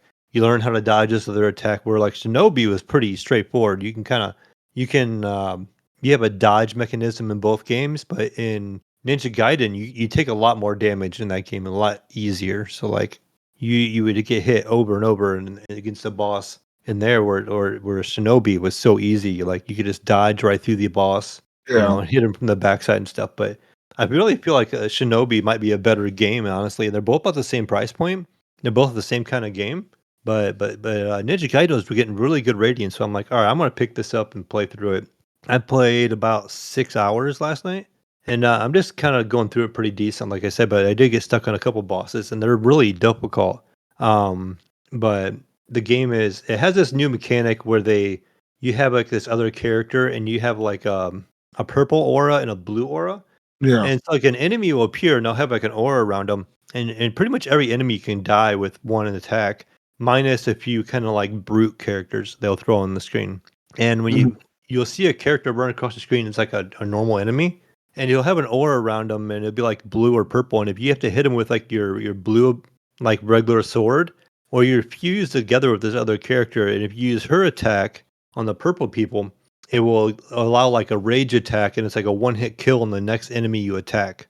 And so you got to kind of save it for like those like elite type people you run across in the level. They will guard everything you trying to hit. You can still kill them regular, but they take a lot more work. So like every time you see one of those colored enemies come across the screen, you pretty much know there's some kind of enemy coming up that you got to use it on. And so there's some strategy involved there, and it makes it pretty cool. I mean, actually, it's way more technical than Shinobi is, but I just feel like Shinobi is kind of a better game so far. Like it just seems like it's more fun than the Ninja Gaiden Ragebound, which I had a lot of high hopes for. And then pretty much the only other thing, Jesus, you know, beating a dead horse over there. Just we played more Red Dead 2 this week. You know, Yeah. just continuing on that, and you know, just doing stuff through Valentine there. You know, we kind of talked about it a lot last week, but just kind of validating my PlayStation purchase on there over there. Just kind of like playing through it on my time off Nice. and just kind of chilling. You got Cool. another 2 months off? Yeah, like another You 2 got a months off of long 2 work. So months. Yeah, that's a yeah. long 2 months. All right, let's talk about some news real quick. It's news time. Wow. It's good All to be right, back real here. quick. Parents are suing Roblox after their 13-year-old girl was kidnapped. That's right, a family is suing Roblox, alleging that the game platform didn't do enough to protect children in the game, leading to a 13-year-old girl's kidnapping. While this is far from the first incident involving a child meeting a criminal online, the legal team representing the family alleges that Roblox falsely markets the platform as safe for kids. Roblox has faced numerous controversies during this time, but recently many have focused on the safety of children, the key target audience for the game's platform. One of the concerns raised around the game is that the CEO of Roblox is talking about adding a dating option to the title. These options, if added, would be age locked, but some have voiced frustration with the notion as age gates aren't always as effective as they should be. Now, a family in Des Moines, Iowa, is claiming that Roblox platform didn't do enough to protect their 13-year-old child. who was groomed on the platform, or reportedly groomed on the platform, and subsequently kidnapped. The lawsuit claims that the child met someone in Roblox who they believed to be a teenager, but actually turned out to be a 37-year-old predator.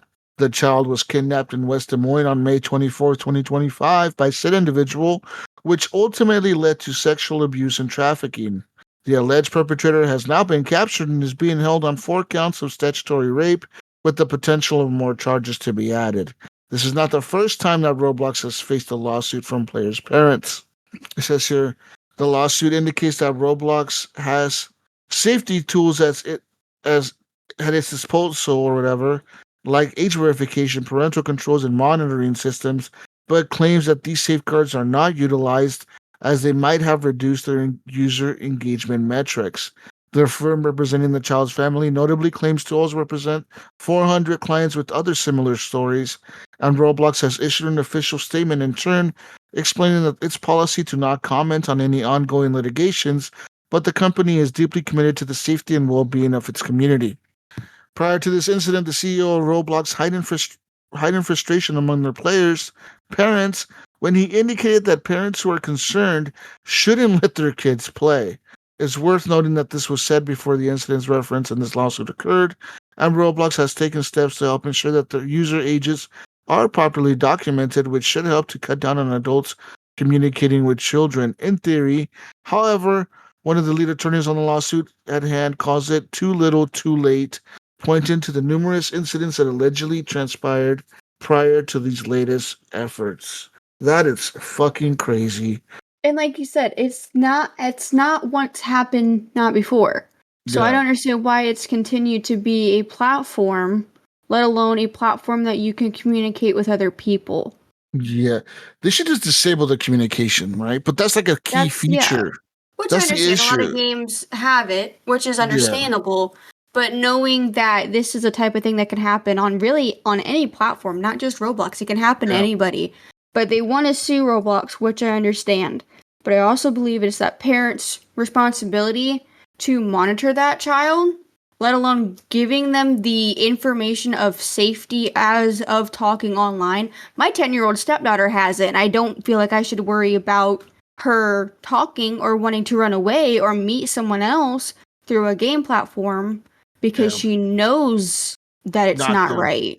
Yeah, and I'm and I know that Roblox does have safety features in play, because even my daughter, when she was younger, she used to play a lot more Roblox back then, and she got banned from it because she asked her friend, "Where do you live?" But she was actually playing with her friend from school, and she was asking like, "Hey, like where do you live like around here?" Because obviously we go to the same school. Like, where do you live? Yeah.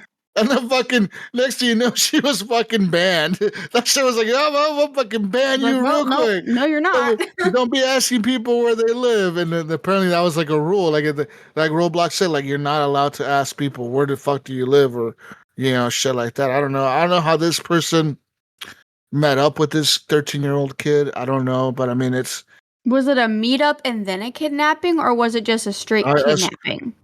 that's right, because they're calling it a kidnapping, but I'm thinking Because if it was a straight kidnapping, my only thought was, okay, then that person ended up finding a certain way IP address or something from whatever server they were playing in to pinpoint a certain person or age. Yeah. Yeah. Location, age.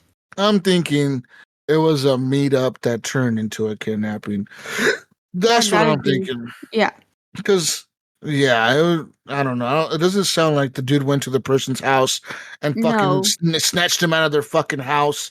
Hey, Right. you're mine now, You're mine now. motherfucker. Like, no, like that's not This is what Roblox happened. IRL. That's not what happened. I think the girl went to meet up with him thinking there's another teenage boy or whatever, and she fucked up and realized real quick, oh shit, this is not. I mean, my 13-year-old niece every now and then plays with our daughter, and it's like she obviously knows not to think of doing that. Let alone, I mean, Exactly. because that's what I'm saying. That's just on a lot of the time. It's on the parents. A lot of it is on the parenting. I completely agree with you. Sure. A lot of it is on the parenting. You have to watch what people are doing. teach your kids right from wrong, man. Like, Yeah. kids know. Kids are not stupid. They know, like, maybe I shouldn't be trying to meet up with some boy at the mall, like, without my parents knowing. It's kind of weird, you know? like maybe you shouldn't be doing that at 13 years old. I don't know. In my opinion. I don't know. Maybe you're in this rebellious stage, but I've never once met a 13-year-old that's like, oh yeah, no. Yeah, no, yeah. In other news, EA is making a big guarantee about Battlefield 6. They've confirmed that it will run at a consistent 60 frames per second across all current gen consoles, and some will even pushing it beyond the target frame rate. That's right, Mayo.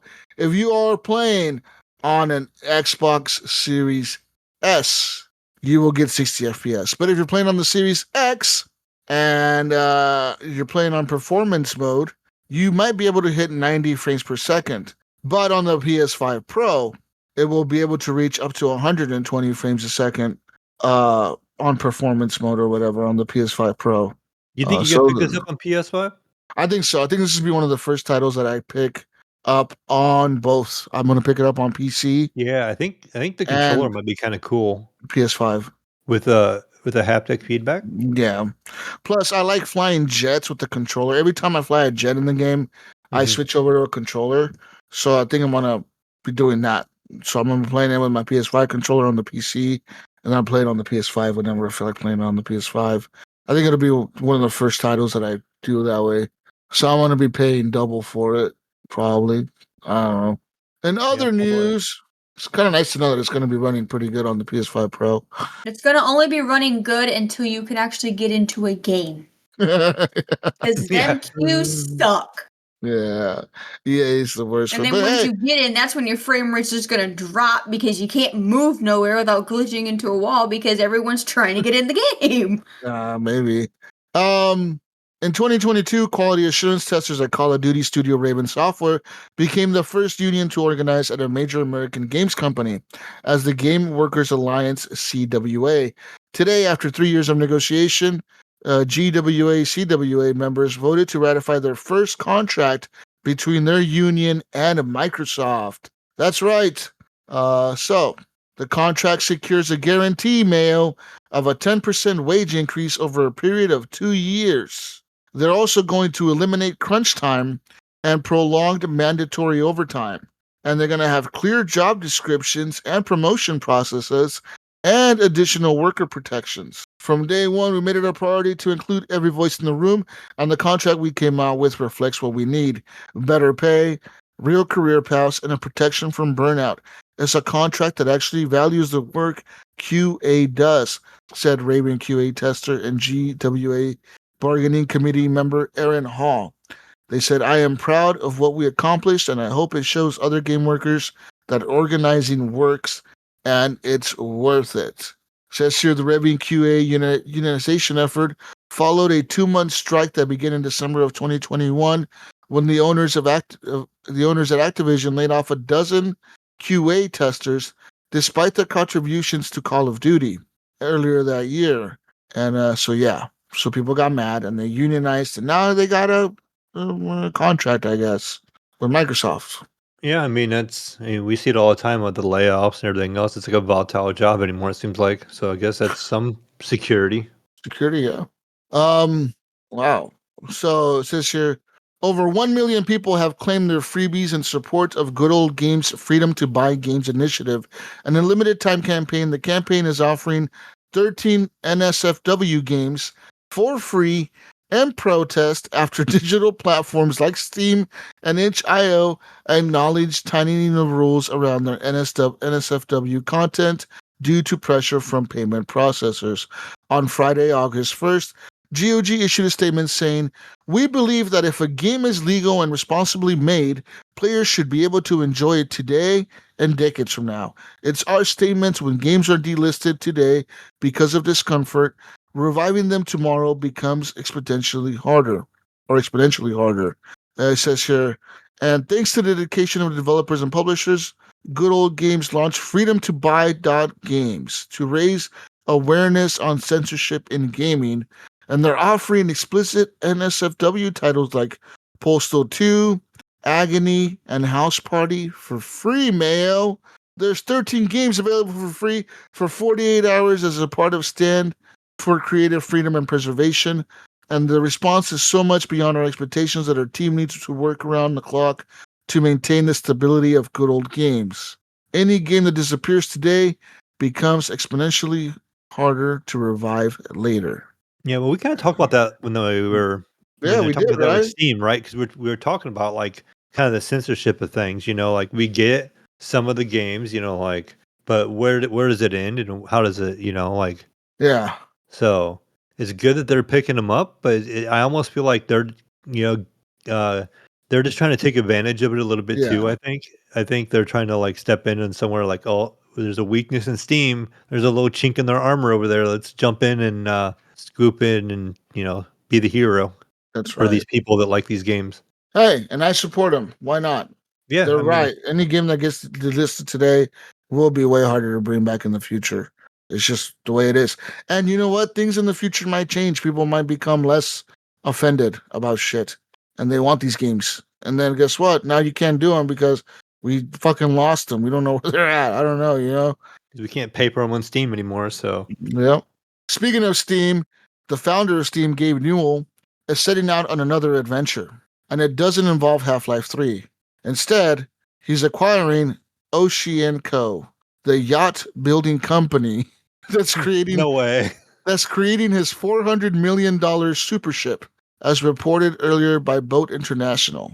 Says xoUNIxo says Newell's interest in the brand comes from a lifelong fascination with the ocean and a deep respect for the people who live and work on it.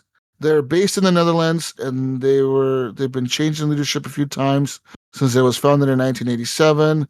The private investor Mohammed Al Barwani has been the owner of the company for the last 15 years before Newell came along. Says here, along with his new 360-foot long super yacht, xoUNIxo developed Amazon founder Jeff Bezos' $500 million sailing yacht, Koru, which stretches 417 feet. It is also behind the Chaos Sailing super yacht owned by Walmart heir Nancy Walton Lowry, as well as the Bravo Eugenia owned by Dallas Cowboys owner Jerry Jones. It says here, Newell has a growing fleet of yachts as well, including the xoUNIxo-built Drak, formerly called the Tranquility, and the Rocinante super yacht, built by German yacht maker Lurzen. As for what Newell plans to do ahead with this big super yacht builder, nobody knows. So yeah. He's waiting for the next epidemic. Like he can sit out in his yacht again for another year and just have a newer one. He can go from yacht to yacht. Dude, 400. These guys are spending $400 and $500 million on one boat, Mayo. Can you imagine the things you could do with $500 million? And these guys are just like, yeah, I just want one boat. I just want to fucking be on a big boat on the water. It's his way, like Maya said, it's gonna be the next epidemic where he can just quarantine himself and fish and live his life. That's what he did last time. I mean, during COVID, like, he stayed on his yacht outside of the Netherlands. Or no, was it like New Zealand, wasn't it? Yeah. But yeah, he just stayed on his yacht for most of the year. Yep. So yeah, this is gonna be this is his yacht. Says that it boasts it's more for exploration and scientific studies. It says here that it can host 33 staff members and 23 guests on the yacht. That's a lot. It has appointed cabins, gyms, a wellness area that is exclusive for the crew, and then also has areas exclusive for the people that are aboard as guests. So yeah, that's fucking crazy. They call it the sister ship of the Koru, which is Jeff Bezos' big ass fucking Hotel on water. Yeah, the big ass sailing fucking yacht. That's like it's like a yacht, but it has a bunch of sails on it, which is fucking nuts. That's crazy. That would be excessive. Yeah, that guy. Nintendo Switch news though. The Nintendo Switch has updated the pricing for the Switch and Switch 2 console accessories. And it says here, many people are buying those and reselling them for so much on like Facebook Marketplace. It is insane. Okay, it says here, while the Nintendo Switch 2 is currently unaffected, several accessories are affected by this price hike, including the Nintendo Switch 2 Pro controller. Increases range anywhere from $50 to $5 on certain hardware and Switch accessories. The Nintendo Switch OLED, which was $350, Mayo, is now $400. Yeah. So, which is only $50 cheaper than the Switch 2, which is fucking crazy. How do they go $50? They went up, not down. Says here, says Nintendo may also increase the price of the Nintendo Switch 2 shortly based on these changes. Though for now, the console still costs $449 and $499 with the copy of Mario Kart World. But so the price changes are here, Mayo, and we're here to tell you what they were. So the Switch OLED was $350 before this change, Mayo. Now you're going to be paying $400 for it. The Nintendo Switch was only $300, Mayo, and now you're going to be paying $340 for it. The Nintendo Switch Lite was only $200, is now up to $230. That is insane. The Joy-Con controllers for the regular Switch were $80. They're now going to be $90 a pair. And the Pro controller was $70, now it's $80. The NES controller pack was $60, now it's going to be $70. The SNES and the N64 went up $5 to $35 each. The Sega Genesis controller was $50, it's now $55. And the Joy-Con charging stand was $30, and now it's $35. They gotta make up their money for producing a whole brand new console. So they're gonna up their expenses to cover their losses. On the they're Switch, just trying to balance it out, right? With the Switch 2, with it being so much more expensive. They're like, oh, we can't make it look really cheap next to the 2, Yeah. It makes the 2 look bad, so. Mm-hmm. So, on the Switch 2, they did increase the Pro controller and the Joy-Cons by $5, so they're now $90 and $100 respectively. The Switch 2 GameCube controller is now $70. The Joy-Con 2 straps, so the straps were $14, and now they're $15. And the dock went from $120 to $125. And if you're looking to buy Amiibos, the Legacy Amiibos are now $20. It used to be $16. And the 2-pack Amiibo is now $35 or $40, and it used to be $30. And also the Alarmo, Mayo. I know you wanted one of those. Oh, I Alarmo, do. I need a Mario alarm clock for sure. Listen, the Alarmo went up to $110, Mayo. It's no longer $100. A Mario alarm clock can only be accepted if it's the mushroom or the box. That's the only way it can be accepted. It can't be like a Mario head. It has to be the mushroom or the box.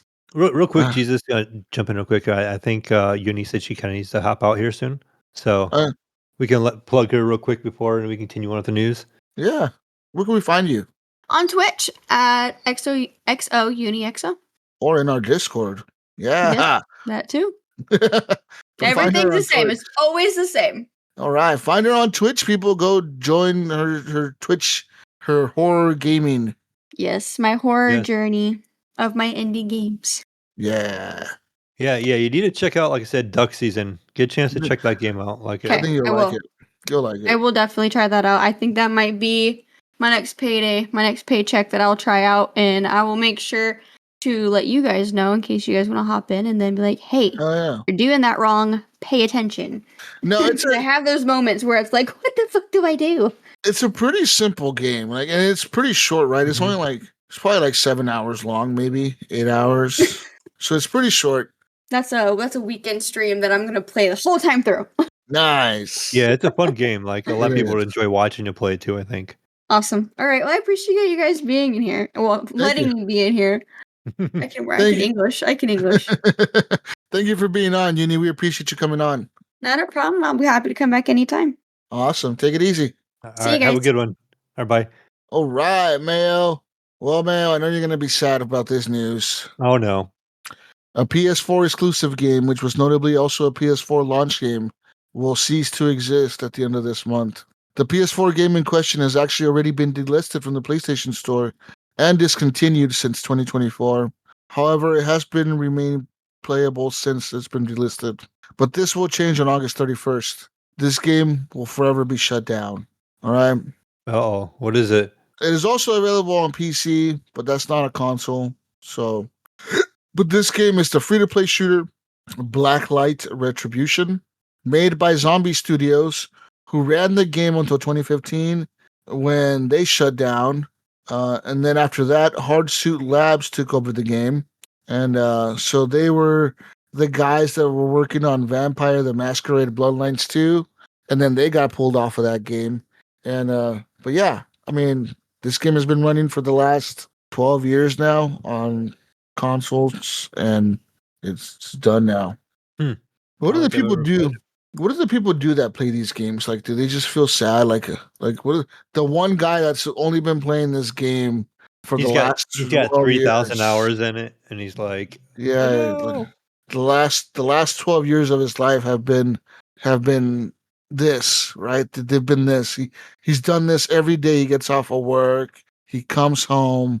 He turns on his PS4. He And it's- launches Blacklight Retribution. All right. He turns on the black light in his room. Okay. Then he's playing this game, Mel. He's gonna be sad on August 31st. What's he gonna do now? He's gotta find another first-person shooter free to play to find and play. For sure. Yeah. In other news, every Battlefield 6 map is here, man. I got a list for you, Mail. We got Empire State. That's right. It's going to be a New York City, Brooklyn map, right? This is going to be an infantry-only map with no vehicles. Okay, you're going to have rooftops, alleyways, and streets to fight in. You got the Manhattan Bridge. Unlike the Empire State, the Manhattan Bridge map isn't limited to infantry. You can use helicopters and use tanks in this one and jeeps and shit. You also have a new map called New Sobek City, which is going to be based in Egypt. You're going to have the Siege of Cairo, which is also based in Egypt. Saints Quarters, which is, I don't know where that's based at. Gibraltar's Old Town. This is an infantry-only map. You got the Iberian Offensive. Okay, it's another map. Mirak Valley. Operation Firestorm. If you are a Battlefield 3 fan, you will know what Operation Firestorm is. It is an iconic oil field map in Battlefield 3. It's coming back to Battlefield 6. These are the maps that we have for multiplayer at launch. Speaking of that, okay, more news mail. Mhm.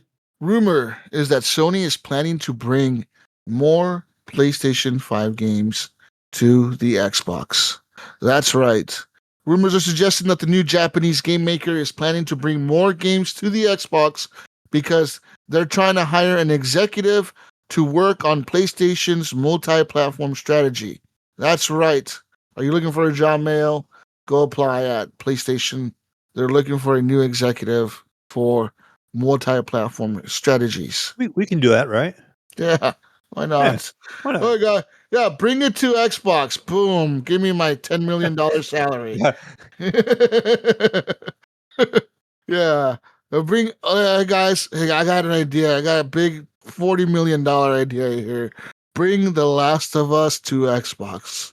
Holy shit, Jesus, you deserve a raise. Yeah, This all is the a- people in the boardroom would be like standing and clapping. Yes, good job, Jesus.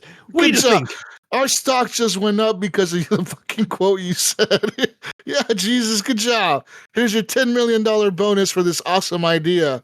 And then the next week I'll come in with another idea. Hey guys, I got a new one. Let's bring Uncharted to the Xbox. Holy shit, Jesus. Another standing ovation. And then I'll do that till I run out of franchises to mention Yeah. every week. Hey guys, I got no more franchises left to bring over. I brought everything over to the Xbox. But I got a lot to choose from. I mean, I got what Uncharted, The Last of Yeah. Us, Horizon, God of War, Days Gone, Astrobot. I Ratchet got and Clank. Ratchet and Clank. I got what else? What else do I got? Crash. Let's bring Crash to Xbox. It's already on Xbox. Yeah, Fuck see, it. that one's probably already there. What Careful, else? you're gonna get fired now. Yeah, I'm starting to lose my job after 7 weeks. Yeah, you could be like, no, that game's already there, and you should know this. Shit. Fuck. Death Stranding 2. What was their what was their racing game? Wipeout? Wipeout. Gran yeah. Turismo. Yeah, What Gran else? Turismo 7. Bring Gran Turismo to the Xbox. But see, like I'm gonna have to have like some hidden gems, so like when shit hits the fan and I'm about to get fired, I could pull something out of my ass real quick and be like, "Ah, this one. What about this one, guys?" They're gonna be like, "Holy shit, Jesus, you saved us." Killzone will be one of those. So Killzone. Remember we talked about Yeah, SOCOM. We're bringing SOCOM to the Xbox. Yeah. Yeah. Woo. You guys remember the SOCOM? Yeah, we're bringing it to Xbox. Yeah. You're fucking genius. You're a goddamn genius, Jesus. Best executive ever. Yeah. Boom. why we make the big bucks, right? That's right. Then I'll retire after that and go work for Xbox on their Yeah. It'd be like, multi-platform this is what we strategy. bring the PlayStation. Let's bring everything to PlayStation, guys. And then when you're feeling really confident after done, you move over to Nintendo and be like, Yeah. okay, guys, we're gonna bring our games to other consoles, and then just like laugh you out of the room. Fire me on the spot. You're done. Go You're away. fired. You're fired. You're fired in the first day, Jesus. Fuck out of here. We don't need you here. What the fuck is this Our shit? our games and other systems. What are you talking about? What if I we're bringing what if I go work for Epic and I'm like, we bring Fortnite to Steam. Boom. Then that'll Yeah, there you go. kill the Epic store. Shit. The one thing holding on to it. I know, right? The one thing making the Epic store work. I'm gonna fucking take over to Steam and kill it. Oh fuck. Real quick, Jesus, I think of things like not where they should be. Did you see? I posted it in the Discord where a fan made like Super Mario Brothers, and it's gonna be on PC. Yeah. Well, like I gotta think they're gonna like Nintendo's gonna like sue the crap Yeah. out of it. They said they Oh, can't, yeah. but anybody that says they can is like delusional because Nintendo will Yeah. find a way. I mean, it's straight up, Mario Nintendo Brothers. will And call. so, They will. Mario is such a protected IP for them, dude. They will not let you use that motherfucker for yeah, anything. so I don't see how this is gonna happen, but the trailer I posted on there looks pretty cool. Like you can change like the graphics and stuff, like on the fly, kind of thing. I think. Yeah. But yeah, I don't see that happening. I'm like, okay, if you think so, yeah, go take on Nintendo and try and put your game on PC and call it Super Mario Brothers Remastered. Yeah. You know what my hidden gem would be for the PlayStation? Spider-Man.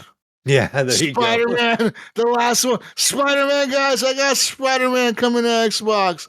Woo! Yeah, that's the shit right there. That's why I need to get hired at Sony. I'm gonna apply right now. I'm gonna have an AI write my resume, make me sound like a Yeah. really smart executive. Yeah, there you go. Just have an AI generate a picture of me looking like an executive, and then make a fucking what's those fucking working accounts that the fucking executives use? What's that website called? You know the website, mail. Yeah, it's on the tip of my tongue. I fucking forget the name of it. LinkedIn. Yeah, I'm gonna make a LinkedIn profile and apply. Yeah. Oh shit. And other news, speaking of executives, Xbox's Phil Spencer and Sarah Bond were on a little trip, Mayo. Okay. Okay. The China Joy Gaming Festival has been taking place at Shanghai, a new international expo center, over the past few days. And although Xbox was not expected to be a player or a major role in the event, Phil Spencer and Sarah Bond ended up making a surprise appearance. That's right. In a series of photos shared by the official Xbox account on Weibo, the Microsoft Gaming CEO and Xbox president are shown checking out a variety of games said to include titles from Tencent, NetEase, and others. Yeah, that's right. Just here. There's photos here. Phil Spencer and Sarah Bond are chilling. They're walking around. Phil Spencer's looking a little old here with his gray hair. What happened? What's up with all his gray hair, Phil? Yeah. Okay, he's looking a little old now, but I mean, he's out there. And it says here, the next time we'll see Phil Spencer and Sarah Bond might be at Gamescom later this month, with Xbox set to host a booth and a couple of daily live streams. Says here, that said, usually they don't both make the trip for that, but it's kind of crazy to see that they both made it out to China for this China Joy or Game Joy or whatever the fuck it's called. Thing. China Joy. Yeah. That's cool, I guess. Sarah Bond wearing like a gold Xbox T-shirt. Okay, I don't know why. And Phil Spencer's wearing like a T-shirt that says Activision Shanghai Studio. So they probably went to go look at the new Call of Duty or whatever, and we're like, let's stop at this thing real quick. In other news, though, some more news. PS6 mail. We may have some leaked specs here, mail. Okay. Mm-hmm. Okay, this is coming reportedly. Back in April, a leak claimed that the PS6 would release with both a home and a portable console at launch. Says here a new update from tech expert Moore's Law is dead seems to confirm this as the enthusiast revealed Sony's specs for the upcoming PlayStation consoles in a July 31st video. The insider says that this Sony is aggressively focusing on keeping the pricing down for the PS6 as well as its power consumption. And if it's true, but it also appears that the PS6 will be roughly 50% more powerful than the PS5 Pro, Mayo. All right. Says here, manufacturing may be planned for mid-2027 with a fall of 2027 release or an early 2028 release date. Says here, so the chiplet design with some mention of possibly utilizing a Navi 5 desktop chiplets. Backwards compatibility with the PS5 and the PS4 generations. No mention of PlayStation 3 or before. And it says here manufacturing planned for mid-2027, but likely a fall 2027 or early 2028 release date. 160-watt TBP. What the fuck is TBP? Is that like a power thing? I don't know. It says 8X Zen 6 or later cores, 40 to 48 RDNA 5 compute units at 3 gigahertz plus, or 100 and 160-bit or 192-bit bus with GDDR7 at 32 gigabytes, whatever. And then rasterization performance estimated to be 3 times the PS5's, which would be that ray tracing gets a big boost in the PS6. Says here, the PS6 portable should beat the Xbox Ally X in performance, but it doesn't come off as a powerhouse. So it says here, people are expecting it to launch alongside the PS6. So they're going to do a handheld and a console on the next gen together. My question would be, will it have Pistor Tech? Yeah. It needs to have the Pistor Tech. We can't abandon Pistor Tech. If they abandon Pistor Tech, I'm going to be mad. All right. As an executive at the Sony board, I will not let them abandon Pistor Tech. I will be a Pistor Tech stan. Okay. I'm a Pistor Tech. We're going to Pistor Tech the fuck out of everything, guys. They're going to be like, Jesus, we can't put any more Pistor Tech in here. I'm like, put more Pistor Tech. Put more Pistor Tech in. We want more Pistor Tech in all the games. God damn it, you. Sir, we can't do more Pistor Tech. And then we're going to develop Pistor Tech for the Xbox. Then we're going to do Pistor Tech Pro. Okay, this is the new Pistor Tech. Pistor Tech Pro is the advanced generation of Pistor Tech with more Pistor Tech in it. All the pissers in the Pistor Tech. Okay. and all the tech. Pro. It's pro version, guys. This is just more pisser in it, okay? I don't know to tell you. It's Super Pisser Tech. We can call it Super Pisser Tech or Pisser Tech Pro. Which one sounds better? I don't know. I think Pistor Tech Pro sounds better. I think it does. Pisser Tech Pro, Pisser Tech Plus, Pisser Tech Ultra. Oh man, it's got all these names for this shit. Trademark it. Pisser Tech. Oh shit. That's all I have for news mail. Besides that, make sure if you are on the Battlefield 6, if you were able to play on the early access beta testing, alpha testing, whatever the fuck you want to call it, on the platform that you played on. So whether you played it on the PS5, whether you played it on the Xbox Series X, or whether you played it on the PC, go download your client for Battlefield 6 because beginning Thursday the 7th through the 10th, you will be able to play on that platform. Now next weekend on whatever the whatever the fuck next weekend is. I don't know the dates. Next Friday and Saturday, Sunday, or next Saturday and Sunday, it's an open beta for everything. So you're going to be able to play on the PC or on PS5 or the Xbox. No Switch versions come in for this. But yes, if you played the alpha test, make sure to get your client ready. You're going to be using the same exact thing that you used before. So whatever Battlefield 6 fucking beta thing you downloaded, you download that again, and you should be good to go for Wednesday or Thursday night or Wednesday night, Thursday morning, whatever the fuck, whenever it starts on Thursday. And that's going to be for all the alpha testers or whatever. That's a 4-day thing. And then it's going to go to all platforms next weekend for everyone. You'll be able to play on anything that you have that can play this game. So yeah. And I think I have there's 2 versions of the game. Mm-hmm. Yeah, there's 2 versions of the game. So I'm looking at Battlefield 6 pre-order pages on the EA website. If you pre-order, you get the Tombstone pack right now. So if you pre-order the Phantom edition, it comes with the Tombstone pack, which also comes with the standard edition. But on top of that, you also get a Battlefield Pro token, a Battle Pass, and 25 tier skips with exclusive rewards or whatever.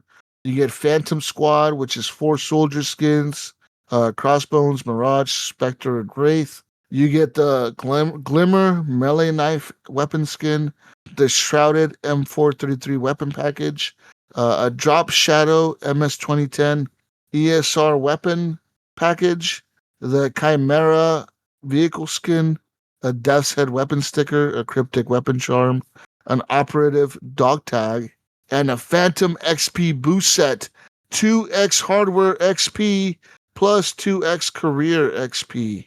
Boom. That's if you buy the Phantom edition. Yeah, that's Which- quite a bit. Well, how much is the Phantom? 99, I think. Is it? Yeah. Yeah, Yep. $100. I'm probably gonna buy that edition. I And then think I'll buy I think I seen what the regular edition is only 69. Yeah. So it's only 30 more. So Yeah. Which probably is not really worth it for all the shit you get, but whatever. Like I'm a Battlefield sucker.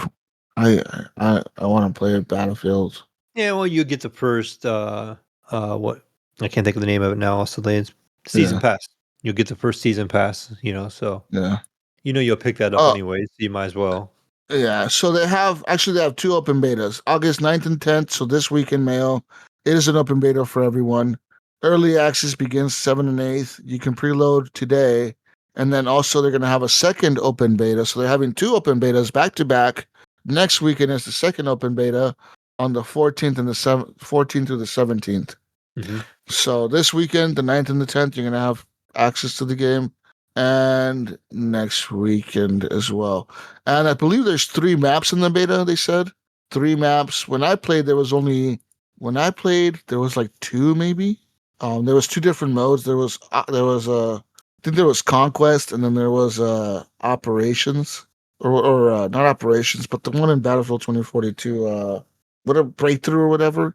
They have that mode in this game as well. So I wonder if this open beta will have Rush and like Conquest and Breakthrough in it. But yeah, it's looking good, man. The trailer got me so fucking hyped. I'm all in for this, Mayo. I'm all in, bro. I don't know about you, but I'm all in. Yeah, I'm excited. I can't wait to play it.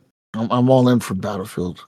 It's pretty much the story of the game is NATO has been disbanded and some fucking paramilitary private corporation military fucking is invading the world or something. I don't know. Something like that. I don't know. That's all I have for news. That's it. Yeah, exciting stuff. Unfortunately, like when Battlefield comes out in October, that's like when I'll be going back to work. So it couldn't come out when I'm off. Like yeah, no. I'll be playing a lot right now if I could. Maybe I just need to fire the old one up. Join all the other people. Shitty part is that Mafia 2 or Mafia, the new one, was coming out tomorrow, right? It's coming out in a couple days. Yeah, it's coming out this weekend, I think. And I'm not buying it because of the Battlefield beta. Yeah. It's pretty bad when your games don't get affected by a beta. You know, a fucking beta, bro. like they released the game, you know, they're gonna dodge Battlefield or whatever, you know, or you know, like how they dodge, you know, like Call of Yeah. Duty, and it just happens to be the same time the beta comes out. You're like, oh, come on. If you're Yeah. a maker of Mafia, Yeah, they whatchamacallit, the Battlefield 6 will also be using a new they said they're gonna be using a new anti-cheat for the game. So they said that this new anti-cheat will hopefully be better than what they have currently for the hopefully. Battlefield games. Yeah. Because right now they use BattleEye, I think, and they're moving to something else.